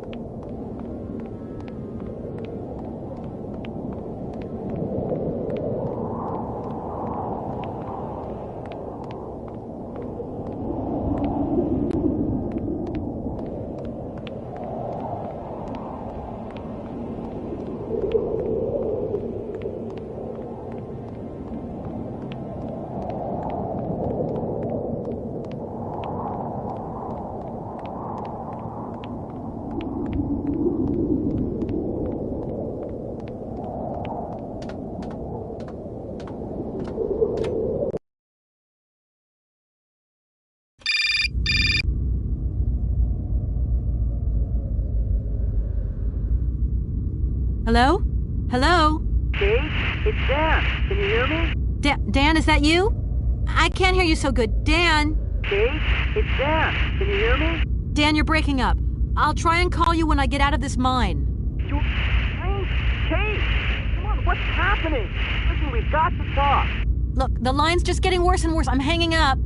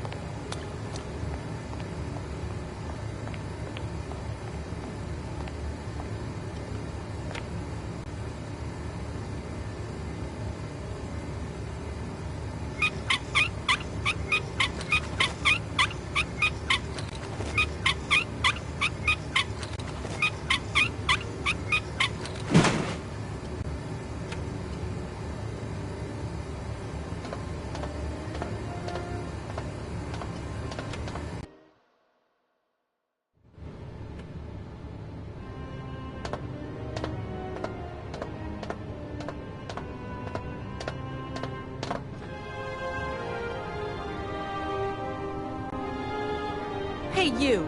Who are you? Careful, I'm warning you. I'm not afraid of you, okay? What do you want? Why did you do that? There must be some misunderstanding. Because you reckon theft is all about misunderstanding, do you? Give me my hands back. Now! Your hands? What are those on the ends of your arms? I can explain everything to you. You see, I'm no thief. You broke into my train, assaulted my driver, mutilated him, and stole his hands. Apart from that, you are not a thief. I have not stolen them, miss. Only borrowed them for a while. You've got to be joking. I'm not joking with you, miss. I would never take such liberties. They belong to Oscar, my automaton engineer. Why did you steal them? They are extraordinary. Real mechanical wonders. I would never have been capable of designing such hands myself. Never. Such workmanship. Such precision crafting. It is incredible. Absolutely incredible. And just because you like them, you decided to steal them? I have only borrowed them, little missy. Temporarily, you understand? Of course, I shall return them to you when I don't need them anymore. You can... Excuse me? You see, these hands are all I need to complete my plan. At last, I can finish off my automaton pianist and fulfill my dreams. Everything is now in place. You see, I have converted this old, useless, stupid factory into a magical theater. As you can see, the furnaces, piping, chimney stacks, they've all been converted into one gigantic organ. I will be able to accompany the world's greatest living singer. Now, all I need is her...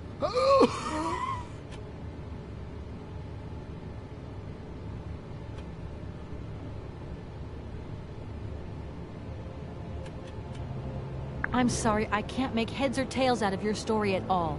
Without my engineer's hands, I'm stuck here, you see? Everything I have designed, all that I have invented, everything is for her. Do you realize? Her. Oh, to hear her sing one more time, here in my factory! But who is she? Who are you talking about? Helena. The one and only Helena Romansky. Her voice is so pure, like an angel. One day she came here to Komkolsgrad. She sang here, you know, when our industrial city was in its heyday. Oh, so long ago now. It was almost unreal. It was magical. I remember it like it was yesterday. Then, later, a long time later, she saved my soul.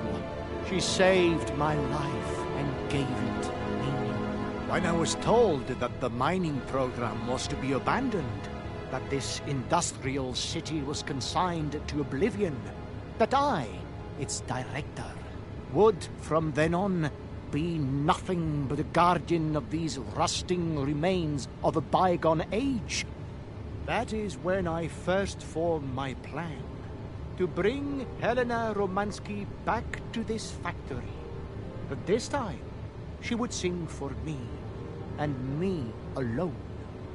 And is she okay about this? Sure. Once she finds out that I have done all this for her, when she realizes how I converted this vast network of pipes and tubes to create one of the most impressive organs ever made. Then, you know, this was no small achievement, miss. Once molten iron flowed through here. Now there wafts only beautiful melodies. But then I realized I had to make an automaton pianist. I began to despair that I would never create hands that were intricate enough. But then you arrived. So lucky, don't you think? Yeah, that must have been a happy coincidence for someone around here. So, when will this Madame Romansky come back? When do I get my hands back? I don't know. Maybe someone should look for her. Tell her. Hey, why don't you go? The quicker you bring her back, the sooner you can carry on your business trip. Now, isn't that a good idea? And you promise that once Helena has sung, you will give me back my automaton's hands? I promise, my dear. You have my solemn word. Well, I guess I'm going to have to believe you. Where should I go hunting for this singer, then? I have no idea. But for a woman of the world like yourself, finding her should pose no obstacle. Helena Romansky was a world celebrity, you know. I have collected many objects, souvenirs of her that I keep in a room. A shrine to her glory. It's like her own personal museum in a way. You should take a look.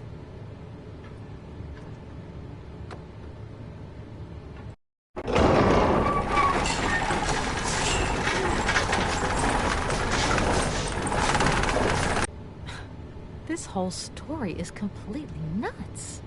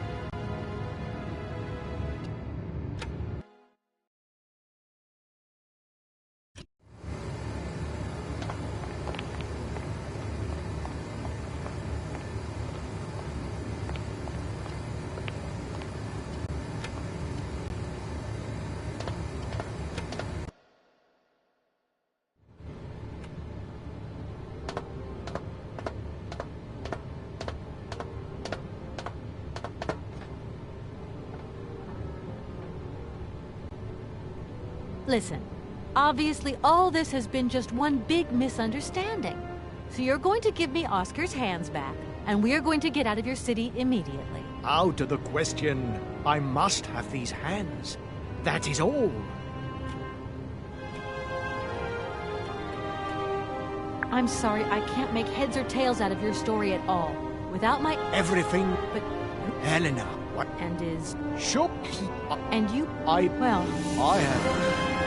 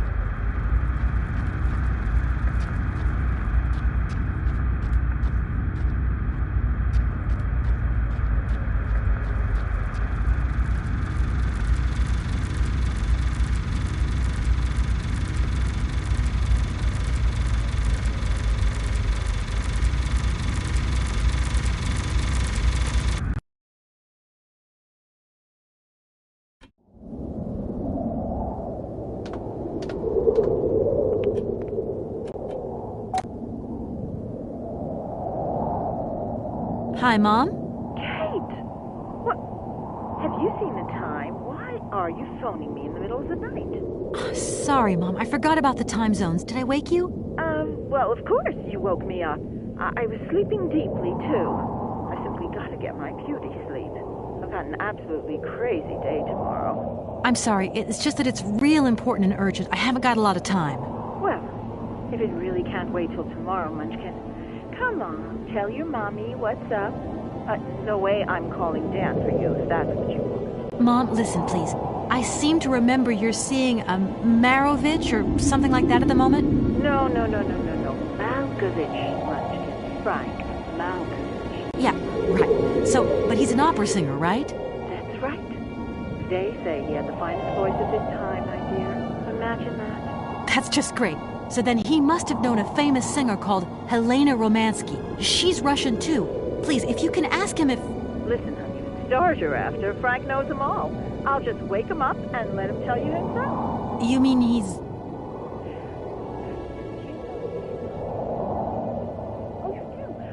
Oh, Kate, listen, you're still there. Frank tells me he did hang out with the Romansky once, but it was platonic.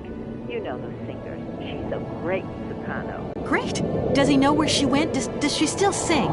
Where does she live? 1 second, Munchkin. Frank says she was very ill and she withdrew from circulation. She went to rest in some spa somewhere. He thinks it was called Arrowbad, but it was 15 years ago and he's not sure. And well, honey, when Frank wakes up, he always takes a little bit of time to get going, you know. Thanks a bundle, Mom. And Frank, too. You're both fantastic. Love you both. And thanks again. Catch you later.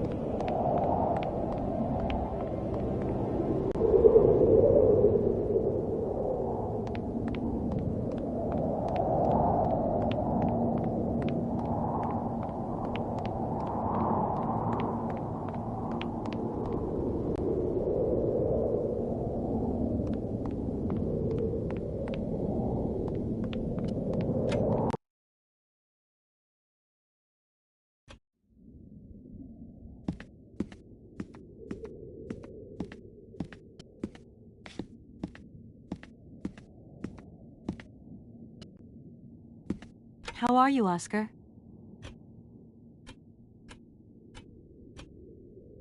Anything else you remember, Oscar? I have told you See you soon, Oscar. I shall stay right here, Kate Walker.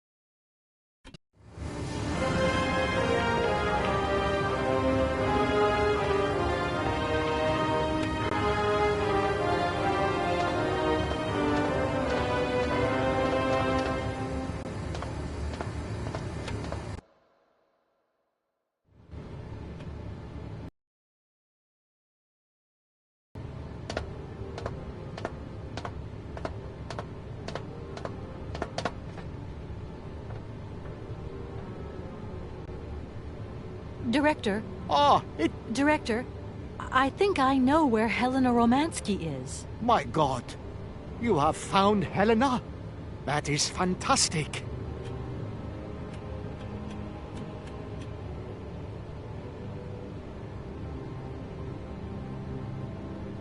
From my research, Helena Romansky is living in Aralbad.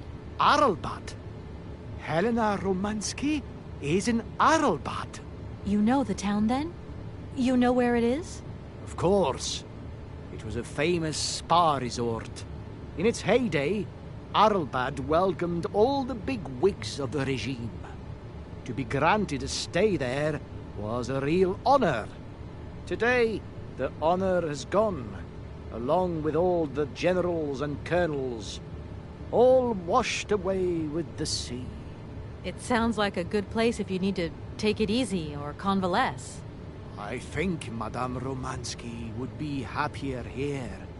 I think she'll prefer the peace and quiet here, the perfect tranquility of our little town.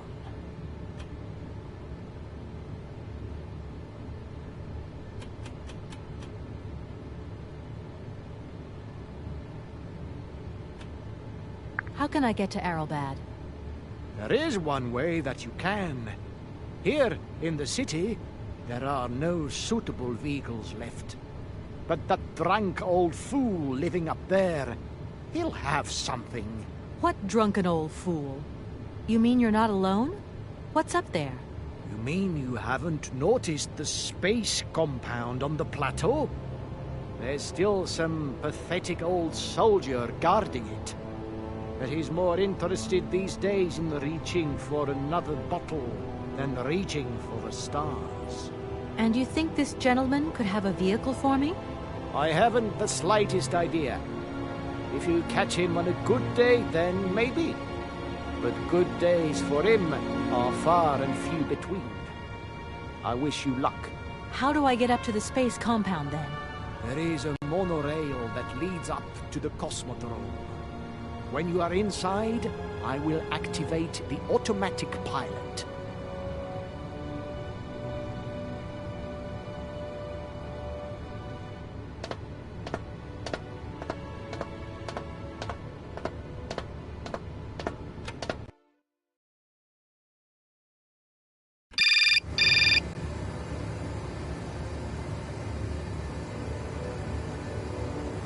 Yes? Kate, can you hear me this time? Yes, I can hear you just perfectly, Dan, but I can't talk to you now. I'm in a real hurry. I wanted to say sorry.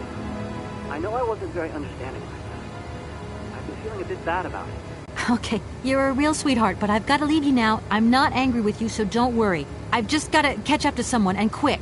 But Kate, this is really important. I'll call you back, Dan. I'm sorry.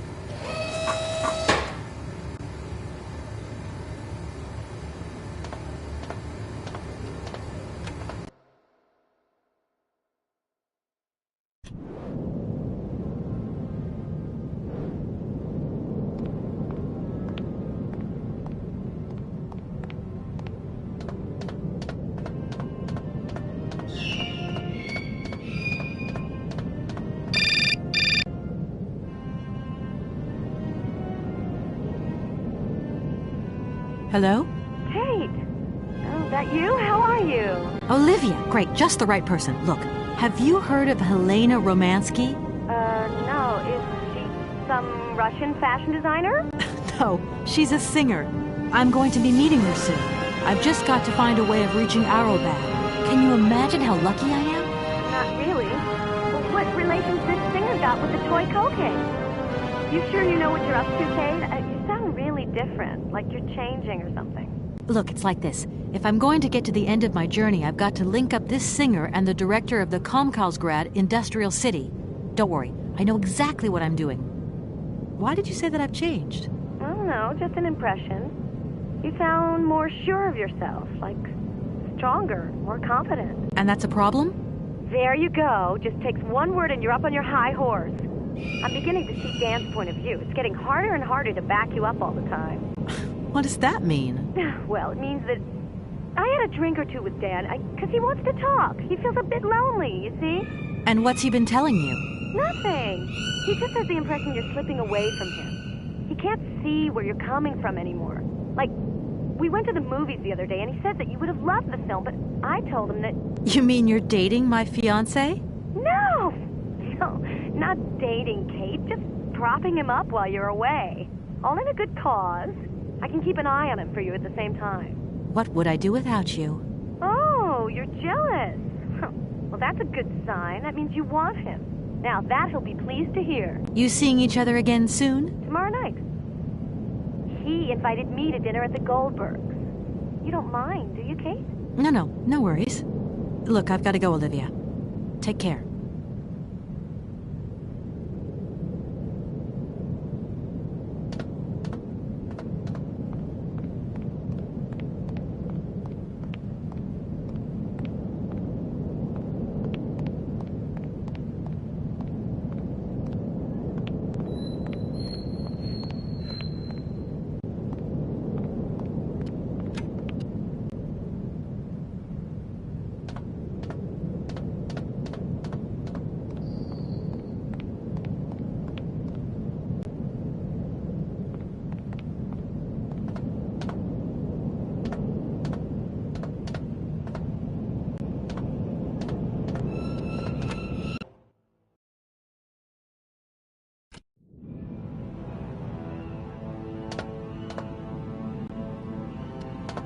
Excuse me. Sir, sorry to disturb you, but yoo-hoo. Can you hear me? 3, 2, 1, contact! And we have liftoff! Oh, holy mother. A pretty dame on the launch pad. Please, no need to worry, sir. Just do stay calm. I just want some information. Watch what you're doing, sweetheart. We ain't got no information, no strategies, no plans to tell anyone, anywhere, anytime. Military regulations, you dig it, man?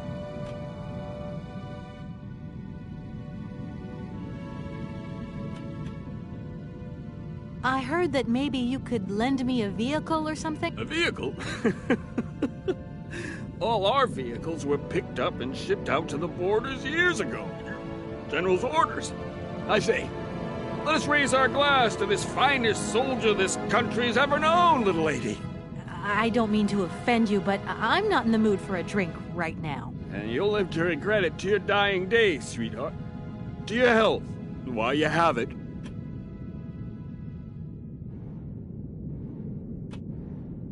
Please, can you try and get a grip? I must absolutely find a way out of this industrial complex. Jeez, me too. I've really got to get out of this dump, but not before I've had a little drink. Here, get your pretty little lips around this. Vodka. Tell me what you think. Do you have a vehicle to lend me? I think I'd even test one of your rockets right now if I had to. Toast my rockets. Hey, pretty dame, I'll drink to that. Now, just a minute. We gotta need a special bottle for a special occasion. Something to blow you away. 3, 2, 1, contact, and we have liftoff. Okay, that's enough. What was that? Did you say something? Our female comrades revolting the what? Oh, trouble on its way. Bottoms up. Power to the babushkas.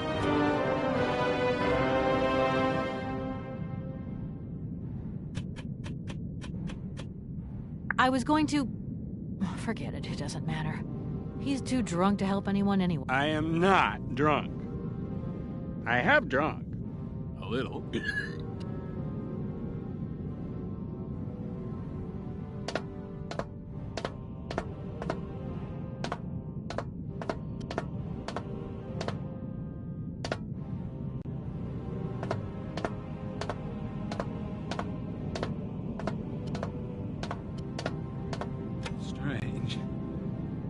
Sure, I left a bottle and 2 around here.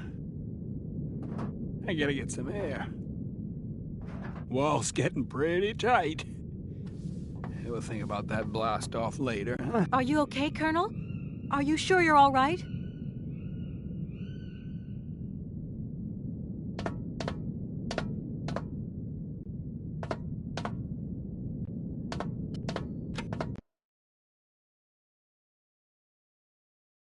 Be careful! Don't lean out too far or you'll...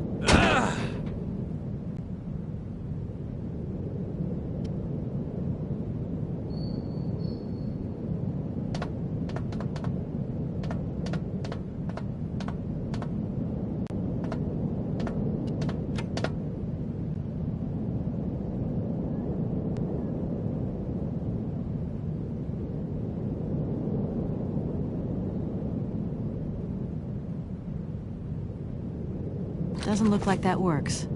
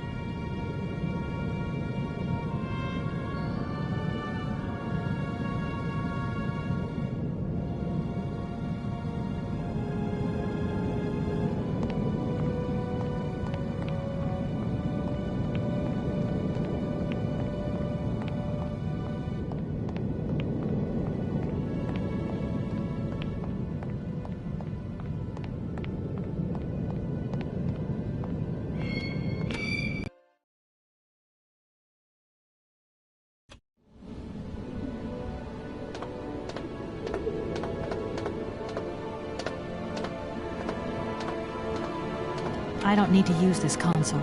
Not yet.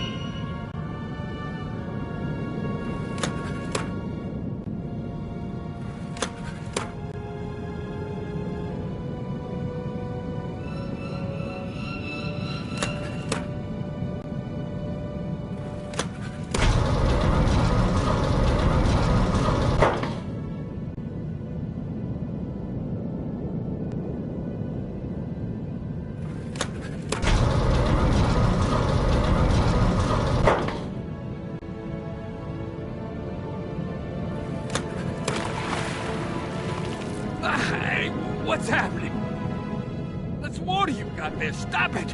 Now! You want me to drown?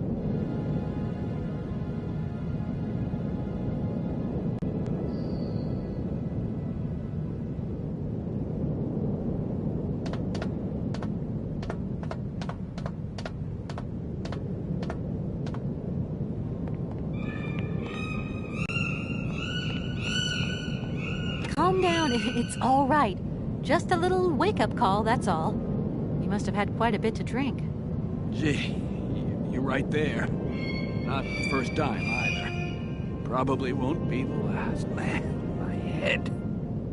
Please, could you whisper? Please, do excuse me. But it was the only way I could think of to bring you back to your senses. A little extreme, maybe. But I get the impression you're a lady who likes to see results.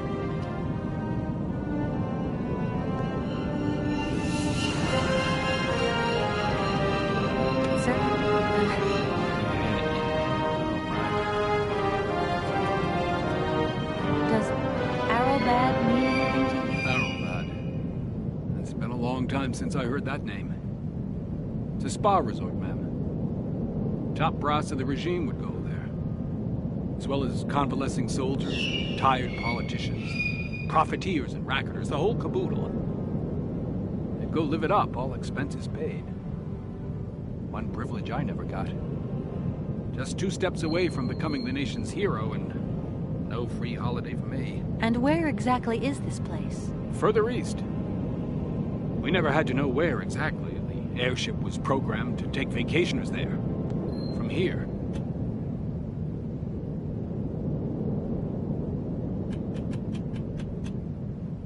Thank you so much for helping me. It's been great talking to you, ma'am.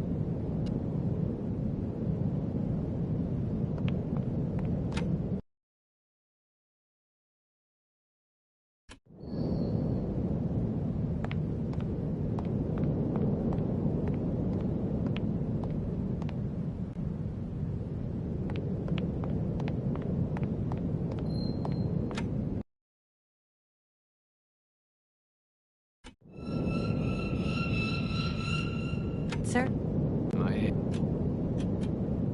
There aren't many vehicles on this base. When they decided to close the Cosmodrome, they towed all the useful equipment away. It doesn't matter.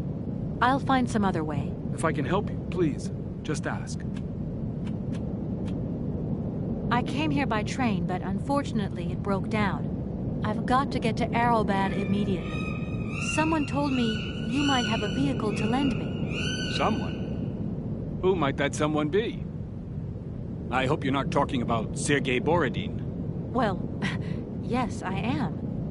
The director of the industrial complex below. Be careful, ma'am. He is not a rational man. He can be mean and very dangerous. He suggested I come and see you, actually.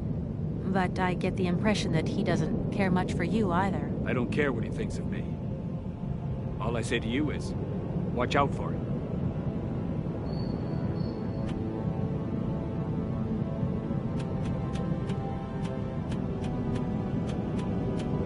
I'm looking for someone.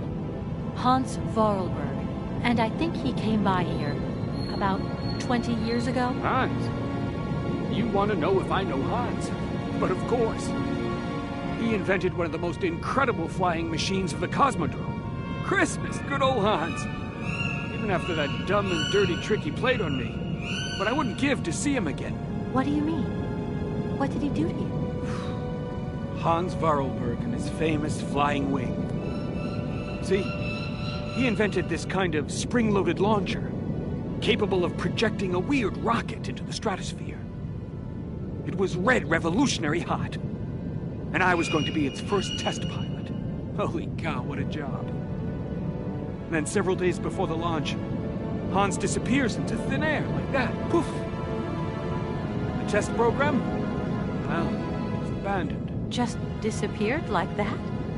Without saying where he was going? You see, he wanted to hit the stars, but not with bombs, if you get my drift. One day, Hans finally worked out what his launcher was really for. The generals have always called the shots here, you realize, and And when they asked Hans to screw a nuclear warhead onto his flying wing, well, he... If everything was... Nobody I'm beginning to... I don't really know...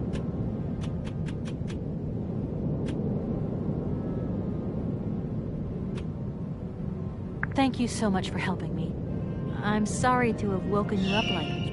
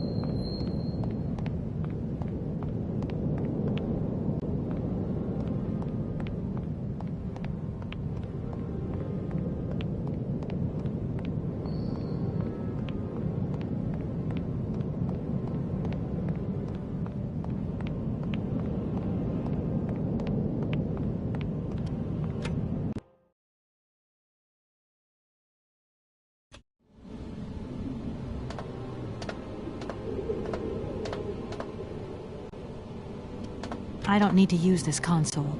Not yet.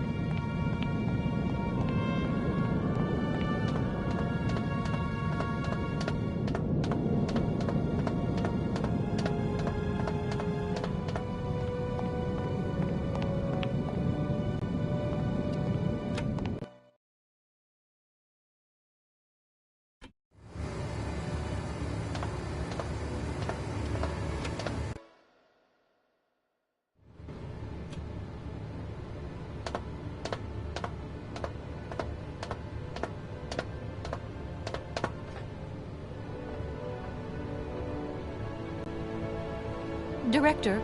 Ah, it is you, Miss... Director, I think I... My God.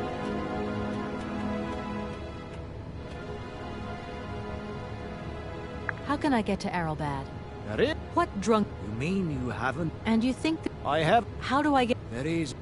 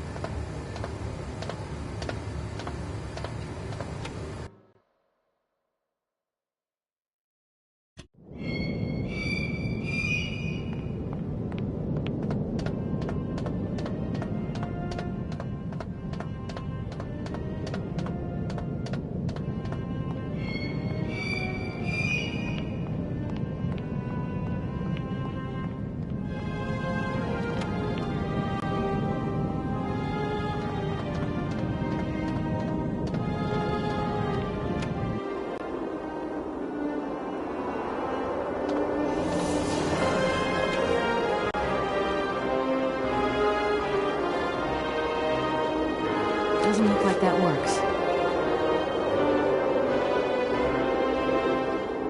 Doesn't look like that works.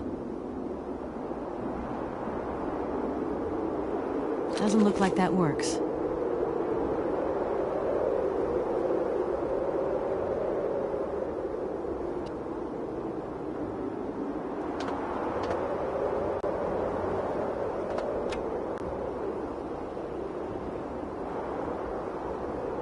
Doesn't look like that works.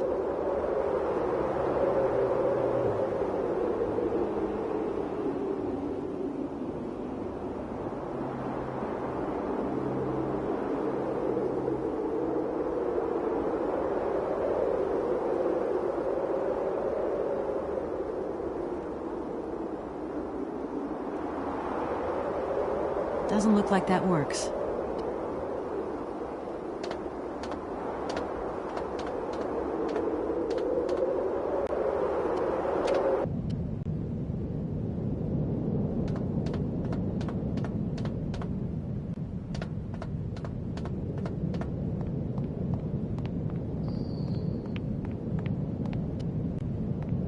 Sir? There aren't many. When they... It doesn't matter. If I can help... Don't you find it strange to see someone... It's the iron rafters.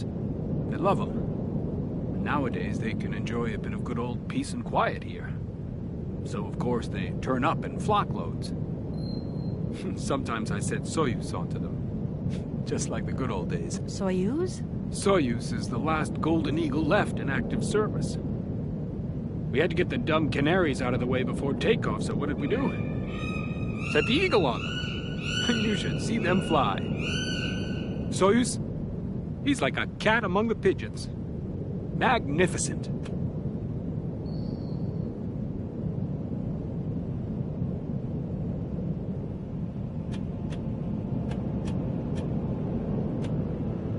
Does Arrowbad mean anything to you? Arrowbad. It's been a long... And where exactly? Further east.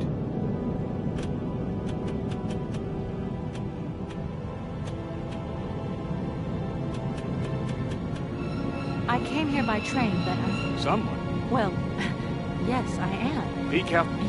I don't care.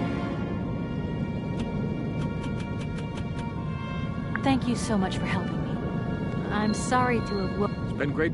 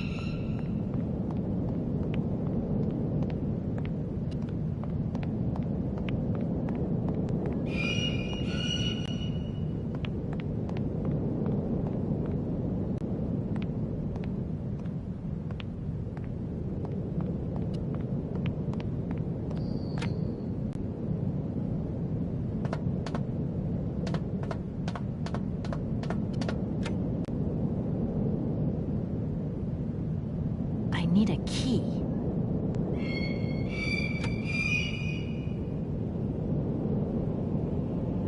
I need a key.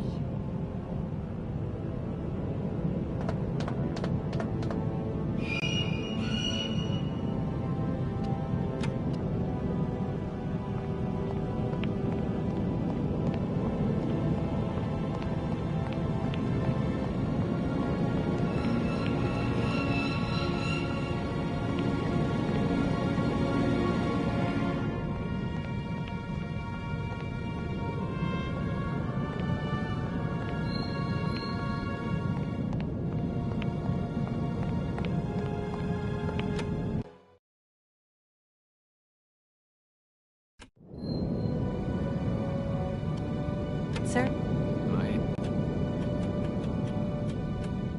Do you think the airship still works? No idea. It's been so long since it was used. And then I've got to learn how to use it, too. You won't have any worries there. It has an automatic pilot. Go visit if you want. Here's the key.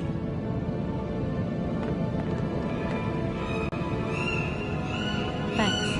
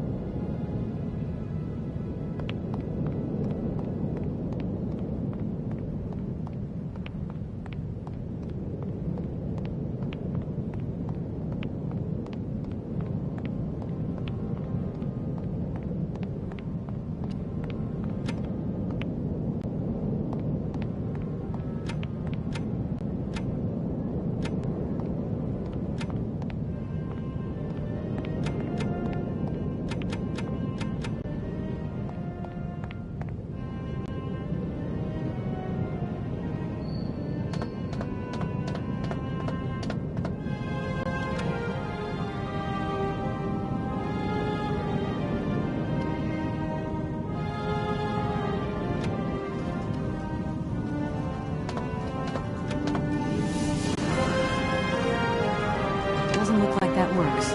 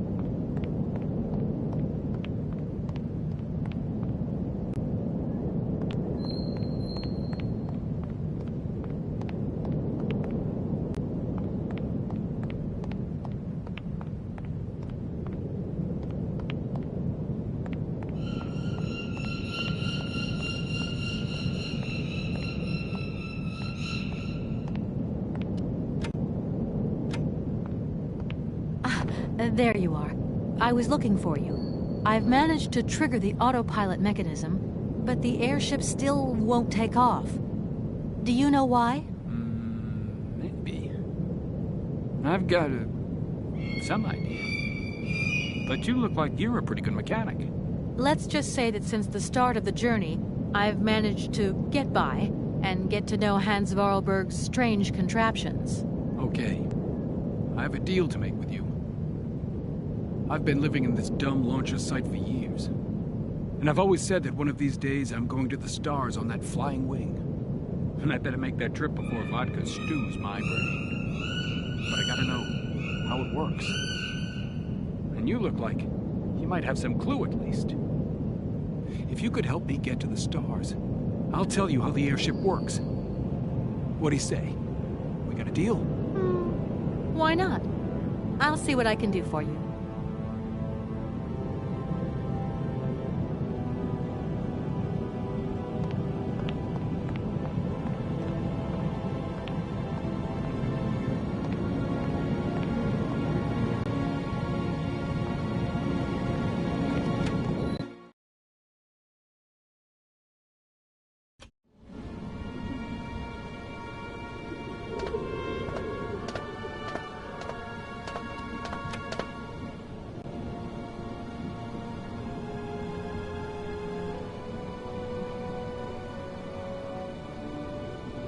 Doesn't look like that works.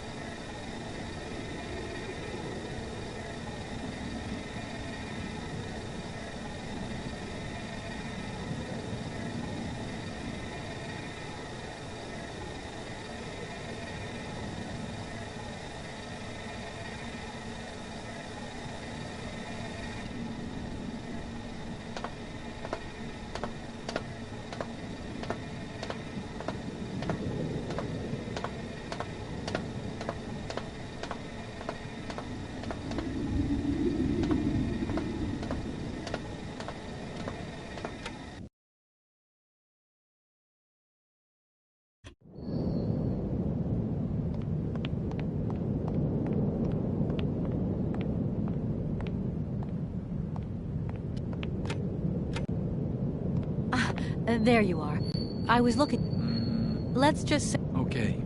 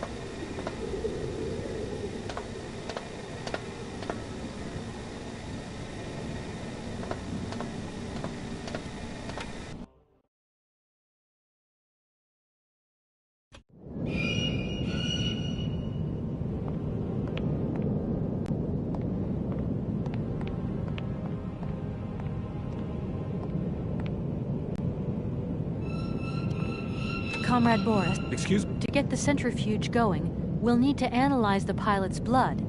If you're going to the stars, you've got to be in good health, you see? That's why I need a blood sample. It won't hurt.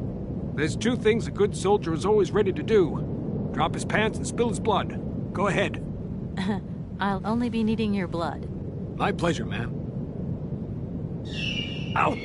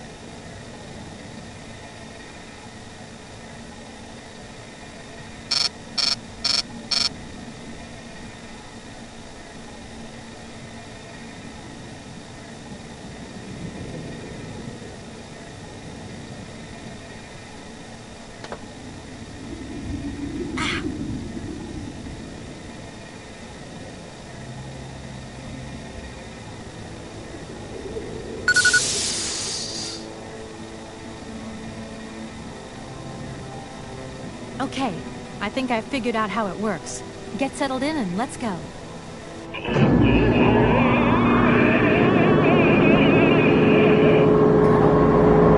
you all right? Never been better. It's spinning a bit, but I am used to that. I'm a professional pilot.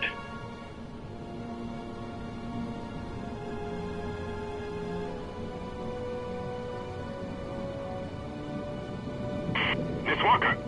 Come in, Miss Walker! Are you receiving me? Clear as smog. Can you speak up? I'm ready. Press the launch button. Okay, here we go. Good luck.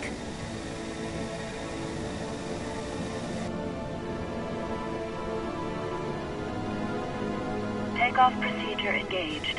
Countdown commencing. Colonel, you've forgotten to tell me the secret of the airship. What do I have to do? The airship will need to be right up.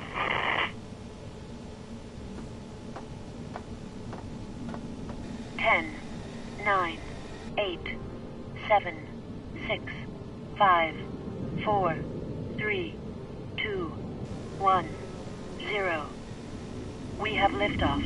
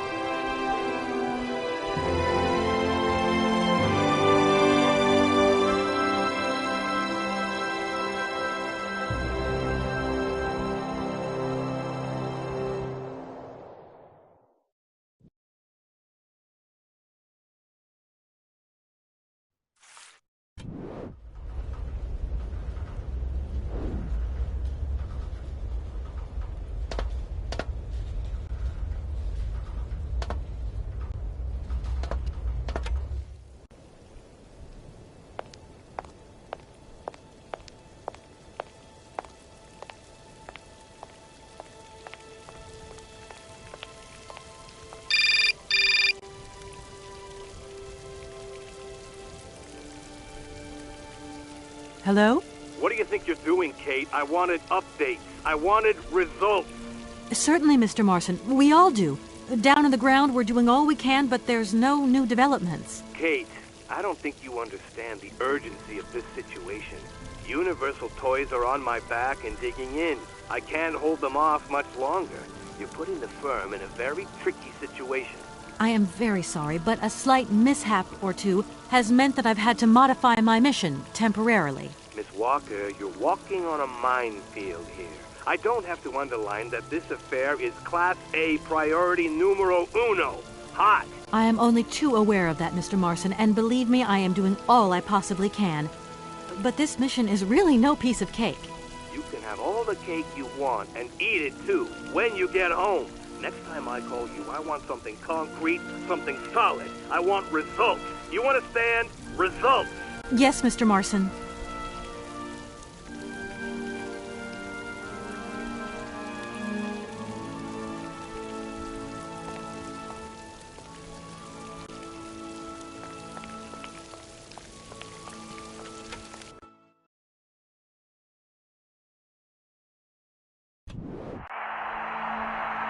What the hell was that?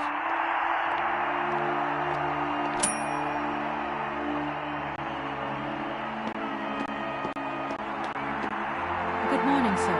Good day to you, and welcome to the Hotel Kratsky. I don't expect you made a reservation, have you? Well, no matter. We've got a few rooms left with a sea view.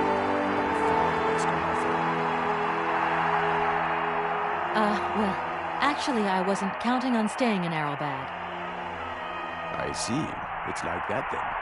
So, what can I do for you?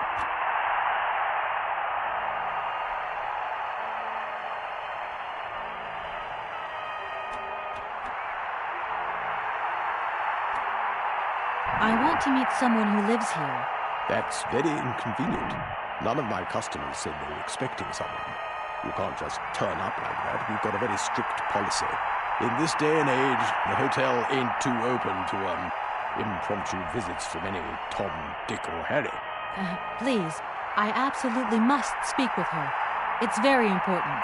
If it was that important, all you had to do was ring the hotel.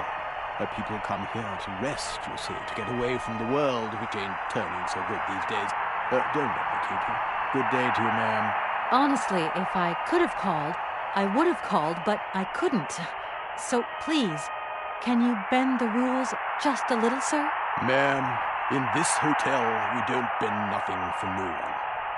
With respect.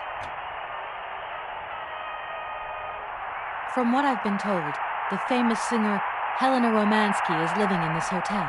And? If you could possibly tell her I'm here, I must speak with her. It's urgent. Are you a member of the family? What is your relationship to that lady? None. I don't even know her. But please, can you inform her that I must see her? Did you not hear me right?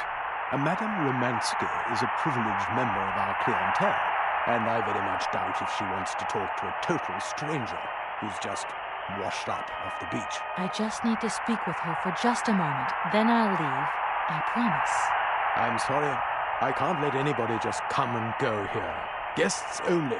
An establishment like our own has to think of the well-being of its guests. We like to think of ourselves as a stronghold, resisting enemy invasion and unwanted callers. The world is a strange and changing place, ma'am, and its roads are full of undesirables and indespicables just waiting to abuse generous hospitality.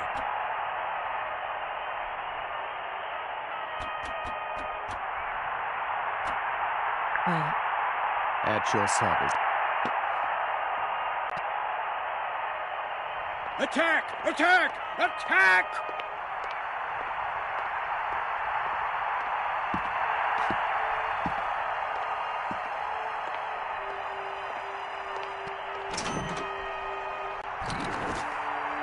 No! Oh!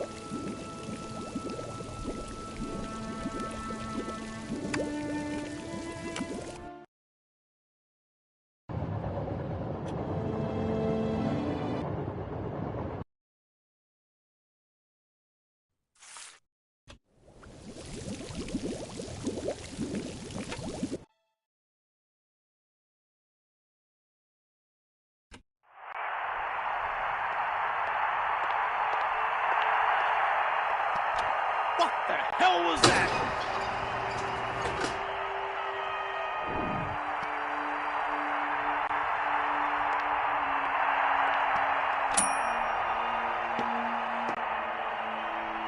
Sir? You again? You're beginning to really overstep the mark. I warn you, one more and I'm going to... But what the hell's going on over there? Why is it me gets hell to pay when there's already too much work to do?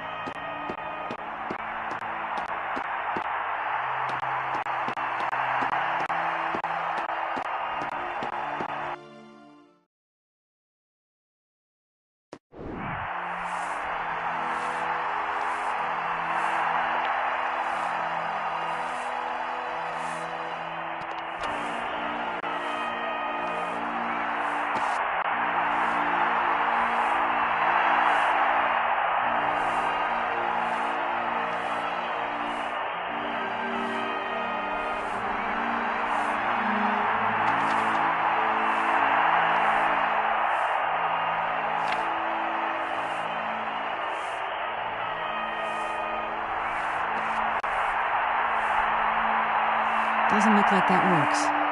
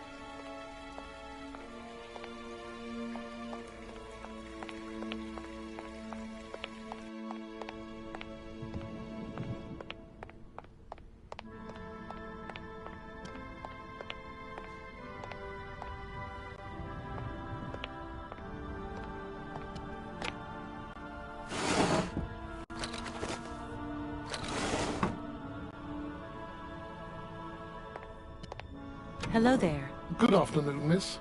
Are you the hotel barman? My name is James, miss. James, the automaton nurse. I am not a barman. I'm sorry. I didn't want to upset you. If you don't mind, miss, I would appreciate it if you would just be a little more rigorous in the terms you employ in the future.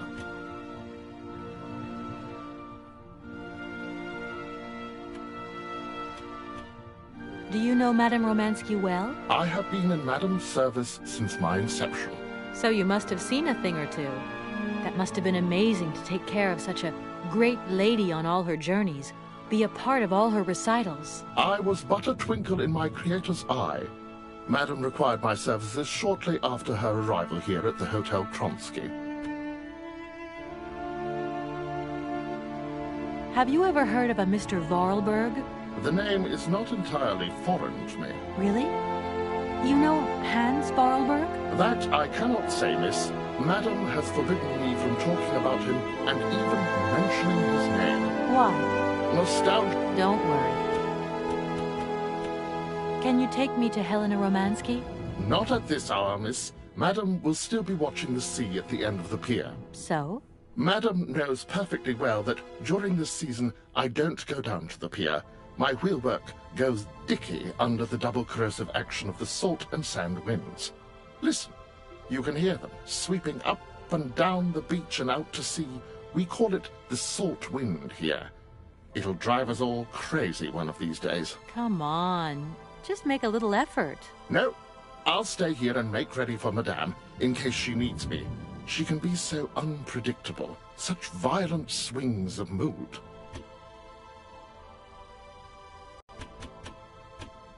I'm looking for Madame Romansky. Do you know where she is?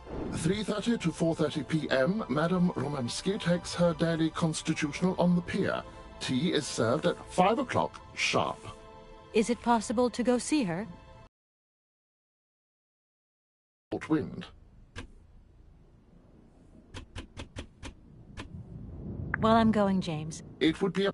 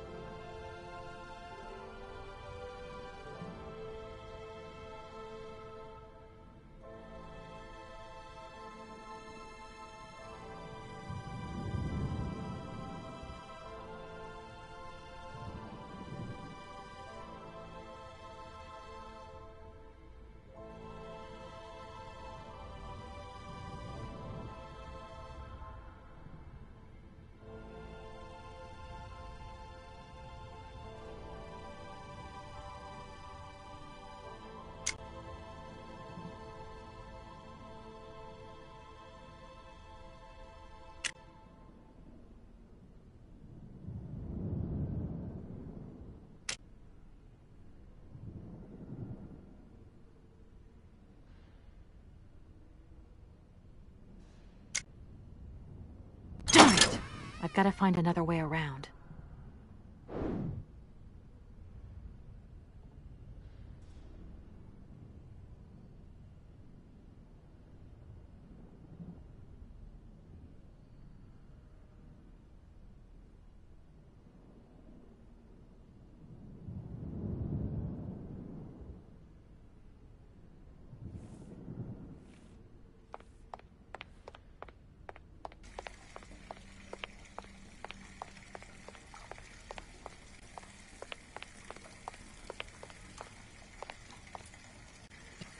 I'm sorry to disturb you. Yeah, I think I can thrust with my queen through there. Unless... I can see that I'm disturbing you. Hey, no. Checking two moves. Maybe I'll squeeze him with my bishop instead. Nothing like a good squeeze from a bishop. Okay, I wouldn't like to disturb you any longer.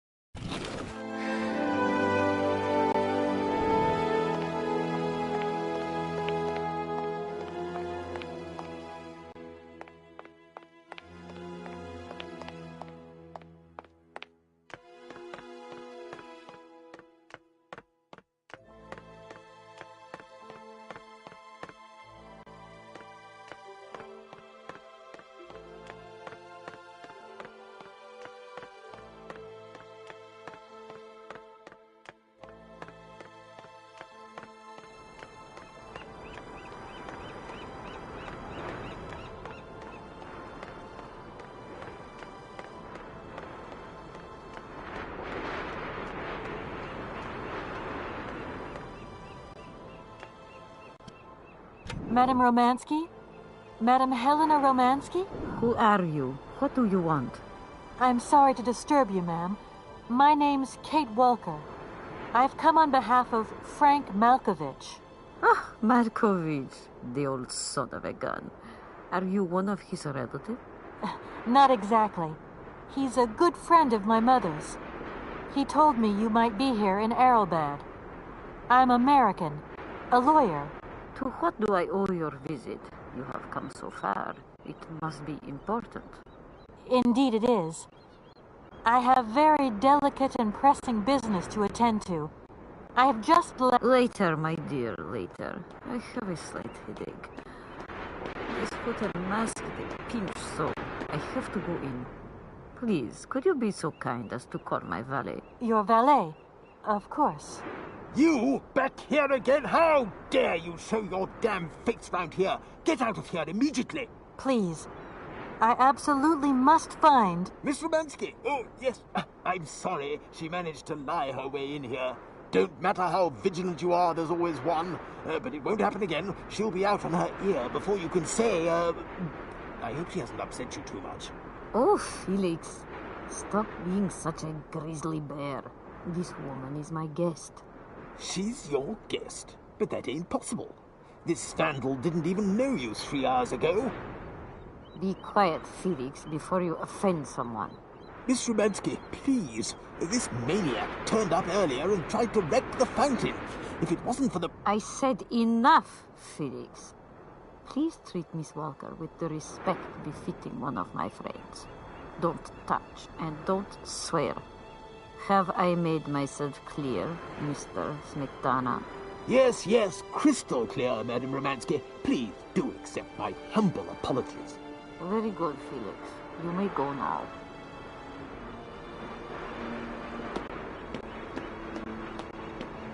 Madam Romansky, thank you for stepping in there. I'm so embarrassed to put you to such trouble. Oh, nothing that I haven't lived 1,000 times before, my child. I want to go in now. I am exhausted. Can you call James to pick me up? Certainly, ma'am. Right away.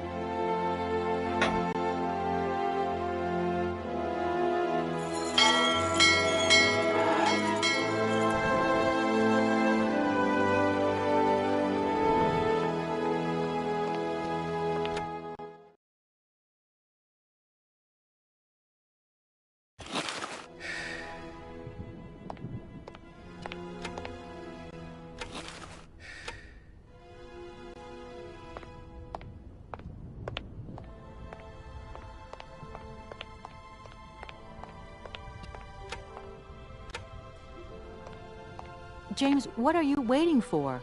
Don't tell me you didn't hear the bell this time. The bell did indeed ring, but it is very windy outside, isn't it? Yeah, it is a bit gusty. But what's that got to do with it? Madam doesn't understand. She says an automaton doesn't need protection, but my insides don't like the salty wind. I'm afraid to go out, you know. And if you wore my mask to protect you against the salt, would that help? Oh, most certainly.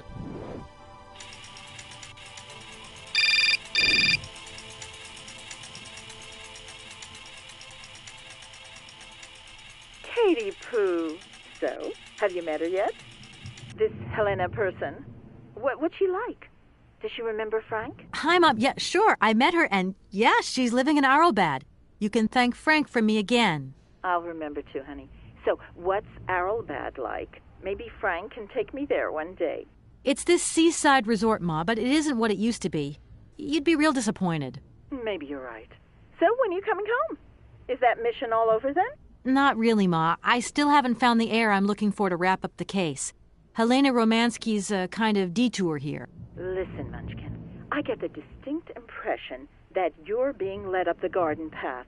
Why don't you just come home, tell your boss this heir just doesn't exist, that you've done all you can, et voila. Do you want me to call him for you? Ma, please, don't get involved. Looking for Hans Vorarlberg is what I'm being paid for. But I also just want to find him for myself. Honestly, you're just as stubborn as your father. Don't complain that your mother didn't warn you. Don't worry, I won't.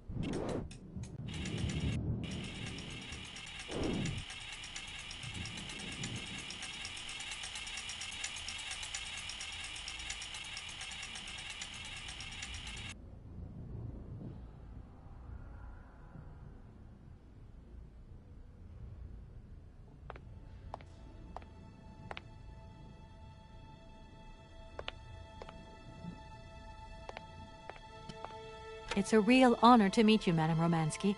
People have told me so much about you. People still talk about me? Oh dear. Of course. Everyone tells me how wonderful you were. How you were one of the greatest singers of the century. Ah, so I was, my dear.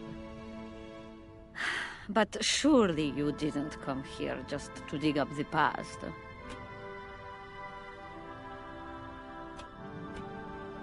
Strange.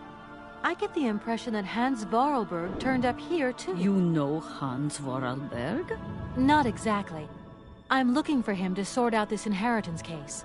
But I've had to snoop around in his past a bit to get on his trail, and I guess he's kind of a close friend now. You knew him, didn't you? Oh, yes. I knew Hans Vorarlberg. Do you hear, James?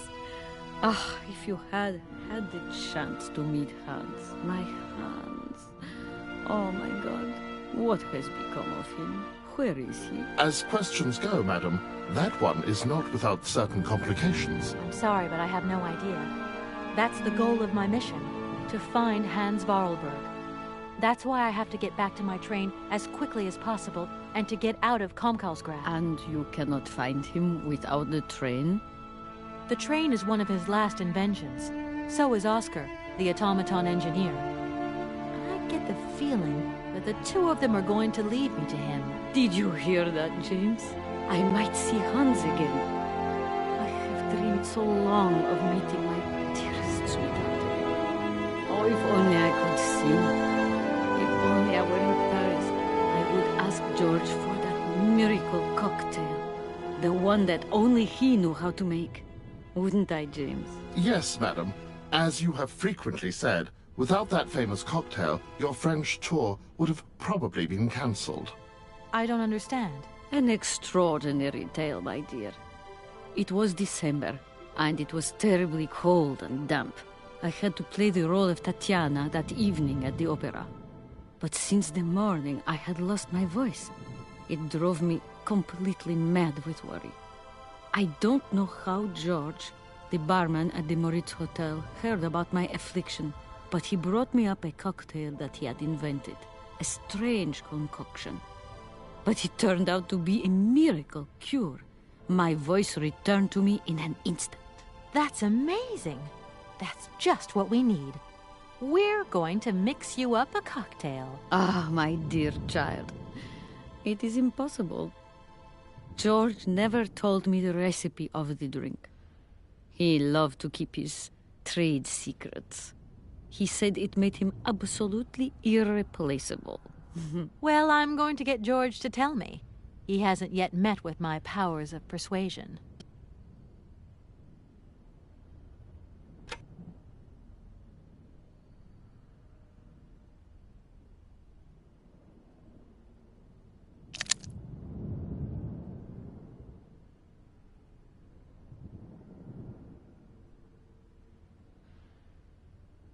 Doesn't look like that works.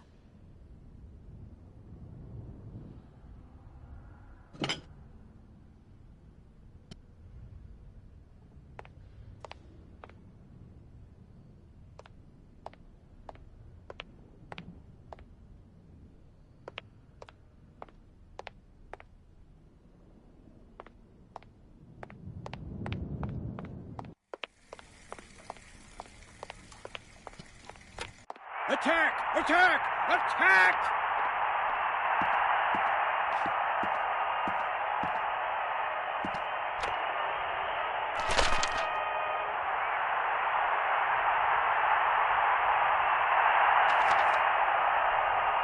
What the hell was that?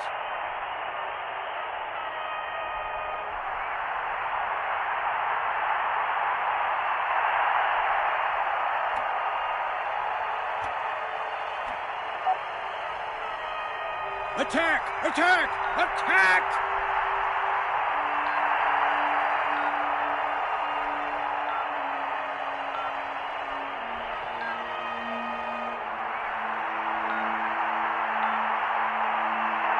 No! Oh! Hello, Hotel Moritz? Reception here, can I help you? I'd like to talk to Mr. George. He's a barman at your hotel. I'll connect you with the bar. Just a moment. Hello, hotel bar? Attack! Hi. Attack! I'd like to talk to George, please. George? You mean Mr. George? Yeah, probably. He must have been a barman at the Moritz in the 50s. Well, don't want to disappoint you, but Mr. George stopped working here quite a while ago. What was it about? I've been told that Mr. George had a recipe for a fantastic cocktail, and only he knew the ingredients. I absolutely must know what was in it. It's a matter of life and death. I'd love to help you, ma'am, but you see, old George, now he knew a lot of one hell of a barman and one hell of a reputation.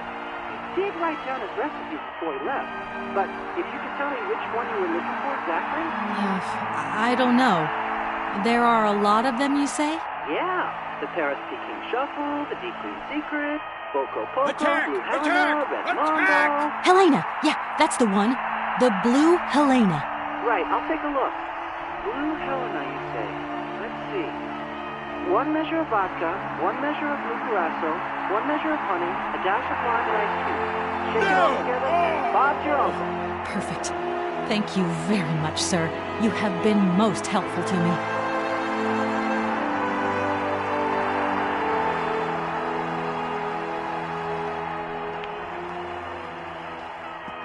Attack! Attack! Attack!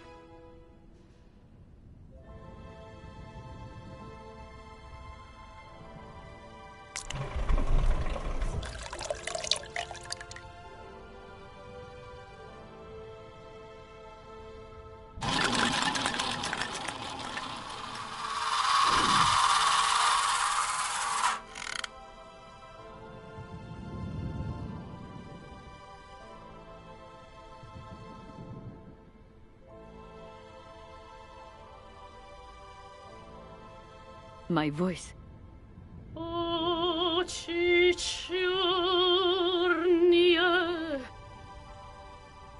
My God, that is atrocious. Horrific. It was too good to be true. George's Blue Helena is powerless. Ineffective on the voice of an old woman. But your voice is perfect. Don't be so down on yourself. You just need to warm up a bit, that's all. After all these years, it's to be expected. No, I am very grateful for all your efforts, but really, I cannot go on stage with such a puny, pathetic voice. My performance would be so poor. I would get such bad reviews. You've just got to get your confidence back. Hasn't she, James? I must concur, madam. It sounds to me like your voice is fully restored. James, be quiet. You are a sniveling little creep.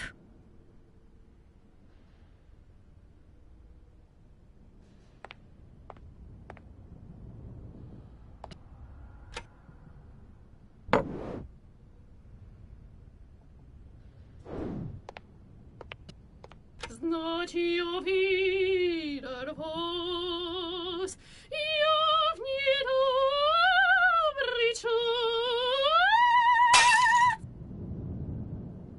My God, what have I done? My voice has returned. Did you hear that, James? My voice has returned. Your voice is still as magnificent as ever, madam. But please don't forget, you're no spring chicken these days. Time has taken its toll. And you're not the toy boy you once were either, James. I hope you have fun on your own. Madam, leaving you is quite out of the question. Don't be stupid, James. What would you do there? Your place is here. You must prepare my return. Madam, I won't insist. Adventure is not an integral part of my action functionalities. Maybe you're right, madam. As ever. Do I understand correctly that you're going to go with me to Comcalsgrad? You do, my dear. We're going on tour, my dear. Anchors away. I'll go back to the airship to prepare my departure. You can join me there when you're ready. James! Take me to my room. I must prepare. Quick! Quick! What are you waiting for? My fans are waiting for me. Are you sure you're sure about this, madam? Shut up, James, and put your foot on it.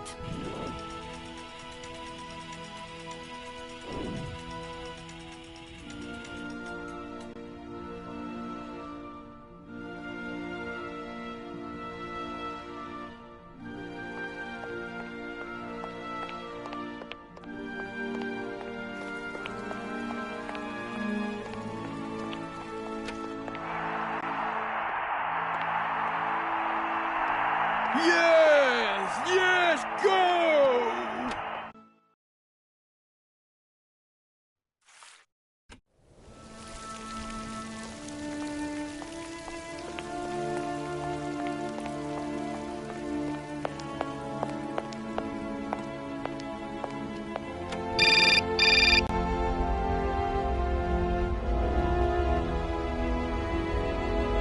Hello? Hi, it's me, Olivia. Hey, sweetie, what's new? How was it at the Goldbergs, then? Like, alcoholic. Is that all? What's up? Cat got your tongue? Well, tell me what you're up to. How's the case going? How's that Romansky chick? You don't think it's dragging out too long? I haven't had the time to get bored, I can tell you that, but... Hey, Olivia, what's the matter? You didn't even answer my question. That's so unlike you. Did I tell you I bought this really cool blue silk top? Olivia, what are you hiding? Come on out with it. You've got me worried. Oh, Kate, I'm sorry. I've done something horrible. I can't sleep anymore. I can't eat. I keep wanting to hurl. Olivia, tell me what's going on. Dan! What about Dan? Has something happened to him? You're gonna hate me for the rest of your life. And you'd be right. In your situation, What? After the Goldbergs, Dan took me home. We were a bit, we shouldn't have drunk so much. He came up to mine to have a nightcap, and then... Okay, you're gonna hate me. Please hate me. I got it. It's all all my fault. I could never tell you that I've had the hots for Dan for ages, because you're my friend and you were engaged and all, but then we got so close lately, and I just lost sight of what's right and what's wrong. Kate, the guilt is killing me. I want to die. Look, don't bust a gut over it. You and Dan, it's like not real right now. I gotta go, Olivia. I need to process this new bit of data. Are you like some automaton or something? Kate, please. I'm hanging up now. I want to be on my own.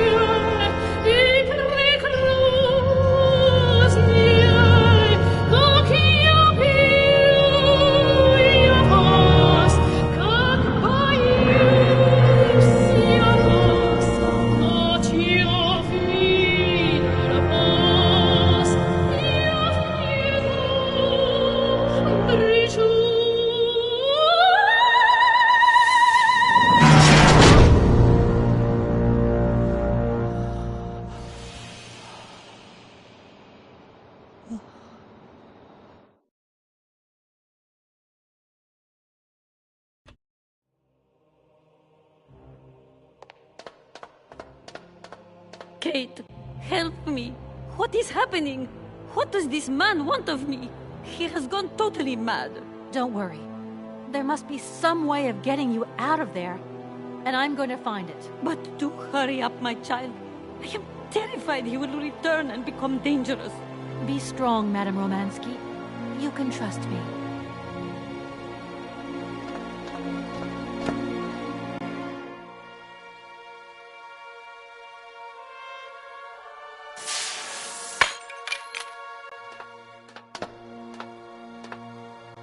At last, young lady. I was beginning to be desperate. I came as fast as I could. Now hurry! Get out of here quickly before that maniac notices. I've got to get Oscar's hands back.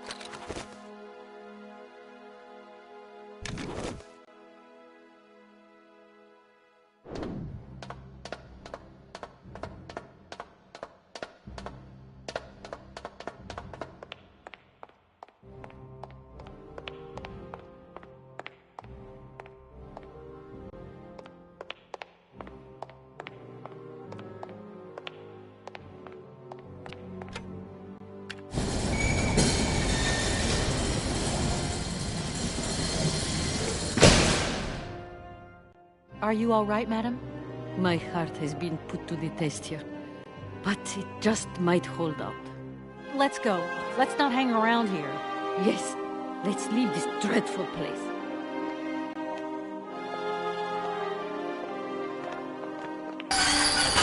Oh!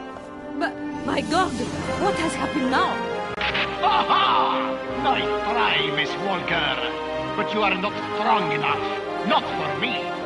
So you can stop playing games now. Return the hands to me. And bring Madame Romansky back, or I shall not be responsible for my actions. You don't scare me, you old lunatic. Helena, grab the hands and get back to the train. Tell Oscar to get ready to leave. I'm gonna find a way out of this lousy factory. No chance. You will never succeed. Ha! We'll just see about that. I warned you, Kate Walker. I warned you. Be careful, my child. You too. And don't worry.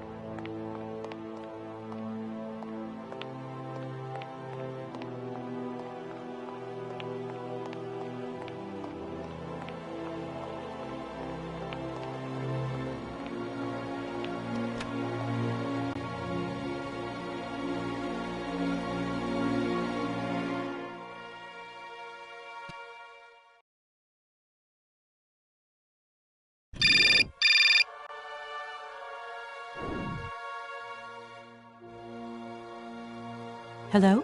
Kate, hi. It's me, Dan. Are you all right? I'm okay now, yeah, thanks. But if I said that not long ago I was grappling with a mad music lover who wanted to kidnap an old forgotten opera star, but I foiled his plan and escaped through an abandoned mine, then I guess it's completely mad. You'd be proud of me, Dan. Real proud. Kate, I don't understand a thing you're saying. I barely recognize you. No, it doesn't matter. How was your day? Yeah, of course. I went to dinner with the Goldbergs. I finally beat Bob at squash. The cleaning woman broke the vase in the entrance hall. Well, other than that, nothing new. I see. Everything's cool, though? Yeah, everything's, cool. You're not missing me at all? Oh, yeah, sure I am. I had Olivia on the phone. She was a little upset. Nothing to say? I'm so sorry. I don't know what came over me. It happened so quickly. I just totally lost control. I was so weak, so dumb. I just can't imagine how... I can't imagine how you could ever forgive me. What a bastard I've been. I don't know, Dan. Maybe I'm to blame somewhere in all this. Maybe I pushed you into Olivia's arms. I'm well aware that this trip has taken me far from New York and far from the Kate you once knew. And you know what surprises me the most? I don't miss it. What's happening? Maybe we've just realized we don't really love each other, Dan. We can talk about it when you get back if you want. I don't know, Dan. We'll see.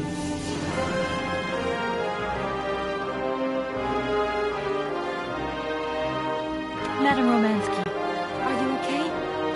It's so good to find you here safe and sound. Oh, me too, my child. Oh, my God, look at you. You're so scruffy. How do you expect to be a respectable young lady if you don't take care of how you dress? It's just that, well, given the circumstances... Why are we not leaving? Please, stop talking and tell the engineer to move. I want to go home. As you wish, Madame Romansky.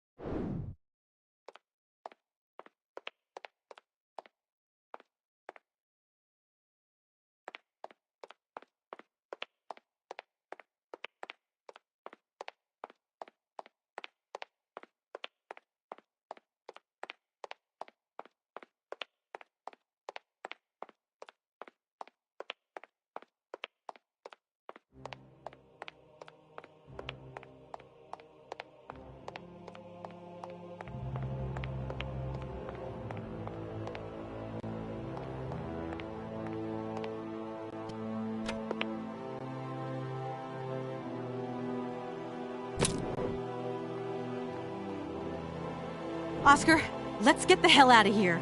Message received. Full steam ahead!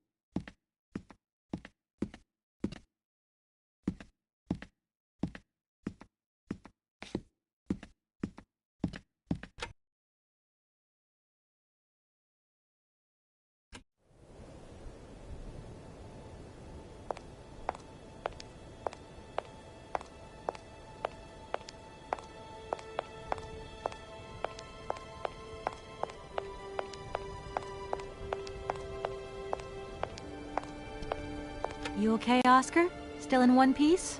Humor is a concept outside the scope of my functionality, Kate Walker. You should know that by now. Oscar, come on, quit crabbing. We got out of that dingy city safe and sound, didn't we? And even with a certain style, I might add. Style is the right word. Hey, what are you doing on the platform? That's not like you. I wanted to take a little air and dust away the cobwebs from my joints. This salt wind is terrible, though. I think it would be wiser to return to our nice, warm train. Get a life, Oscar. Oscar, can we get going now? Really, Kate Walker? First, we have to wind up the train's mechanism. Of course. What was I thinking of? Right away, I'm on the case.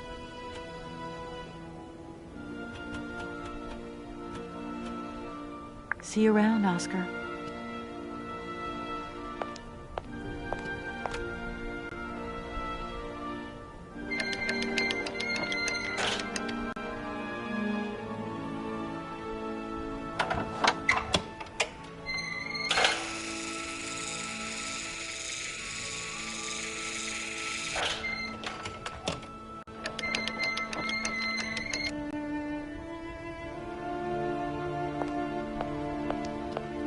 Hello, Oscar. Hello, Kate Walker. Oscar, I think everything's ready. We can go now. Are you sitting comfortably? Then we can start the engine and get going. I'll be circulating shortly to punch your ticket. Give me a break, Oscar.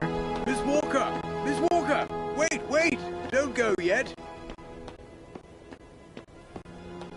Mr. Felix, what's the matter now? Has something happened to Madame Romansky? No, not at all. Our favorite diva's fine and dandy. But there's a package for you at the reception. I said to myself, Felix, maybe she's got to have it before she goes. A package for me? But that's impossible. But it's got Miss Walker written on it, clear as day. Why didn't you tell me about it earlier? It's only just arrived, like. Oh, and, well, who delivered it?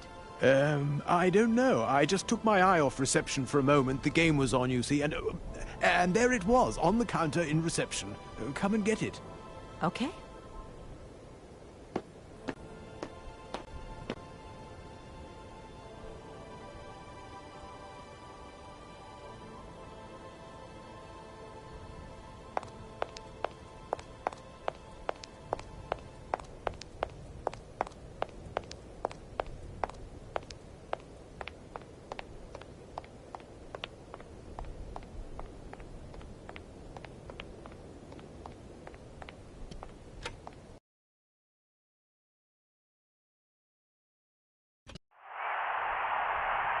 Penalty!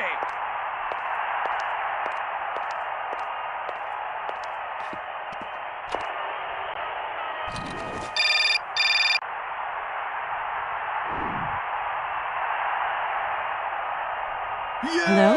What the hell are you up to, kid? Mr. Marson, please, do try to understand. Understand? What I understand is this. 1.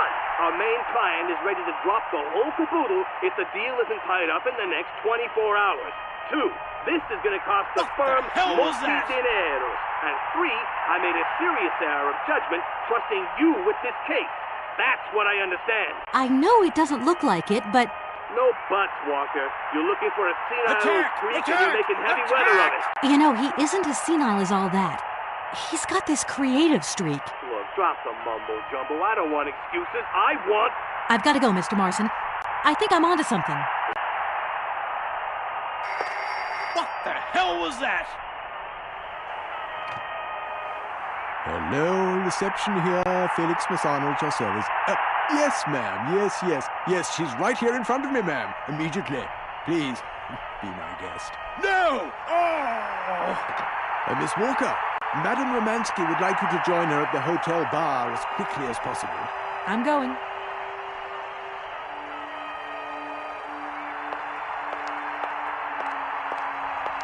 What the hell was that?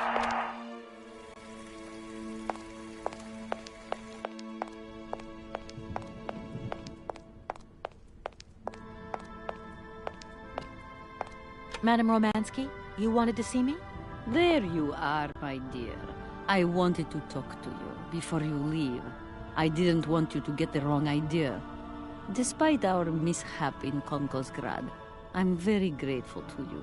You helped me to forget my life here and this dead beach where I stroll up and down all day, getting more and more bored. So much the better. Time passes so quickly. One day you are at the peak of your glory. You think it is going to last forever. And then one day the bubble bursts, and you are washed up and forgotten.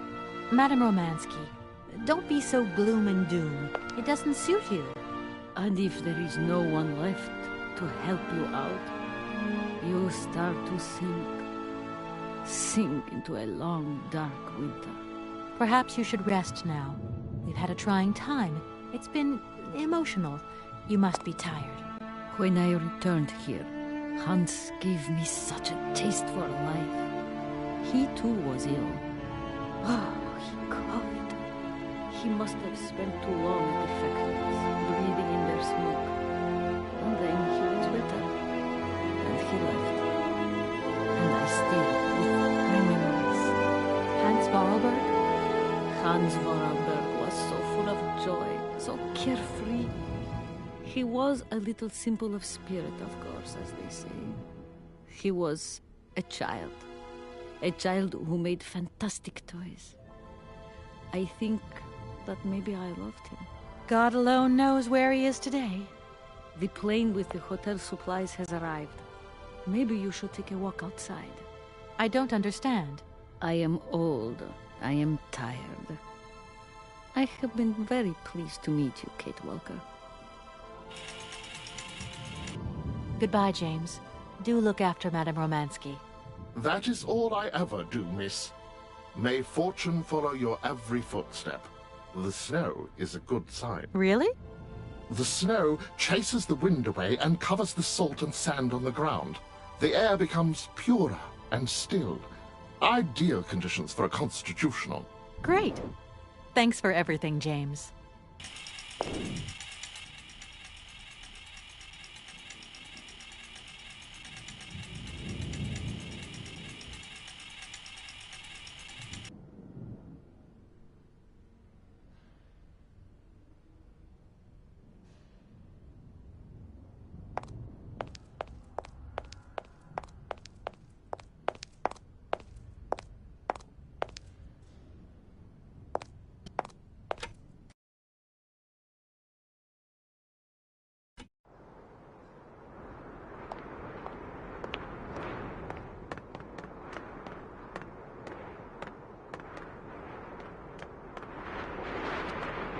Good morning, sir. Mr. Vorarlberg? Hans Vorarlberg? You've brought the train, then. That's good. Mr. Vorarlberg, you have no idea how pleased I am to meet you at last. I'm Kate... Where is Anna? Your sister has passed away, Mr. Vorarlberg. I am sorry. Truly sorry. Ah, okay. Otherwise, it's Anna who would have come, right? Not you. I guess you're right, Mr. Vorarlberg. My name's Kate Walker. Kate Walker? Okay, I'm going away on the train. A long way away. Where's that? That way. Syberia. Syberia. I'm sorry. Mr. Vorarlberg, I've been ordered to tie up the buyout of your factory in Valladolid. It's, my job, you understand. Anna told me. The automatons. That's over now, isn't it? Mr. Vorarlberg, the factory belongs to you now, and I need your signature to tie up the deal. Okay. Then I'm going away on the train. Here's the sales contract. I'll give you some time to look it over. Your sister already agreed to the terms. All we need now is your signature. What? You've signed just like that? Without reading it? I can't read. I don't know how to. Oh. In that case, I'll read it for you. No, it's okay. Leave it. I've got to go away on the train, Kate Walker. As you wish, Mr. Vorarlberg. And let me wish you a very pleasant journey.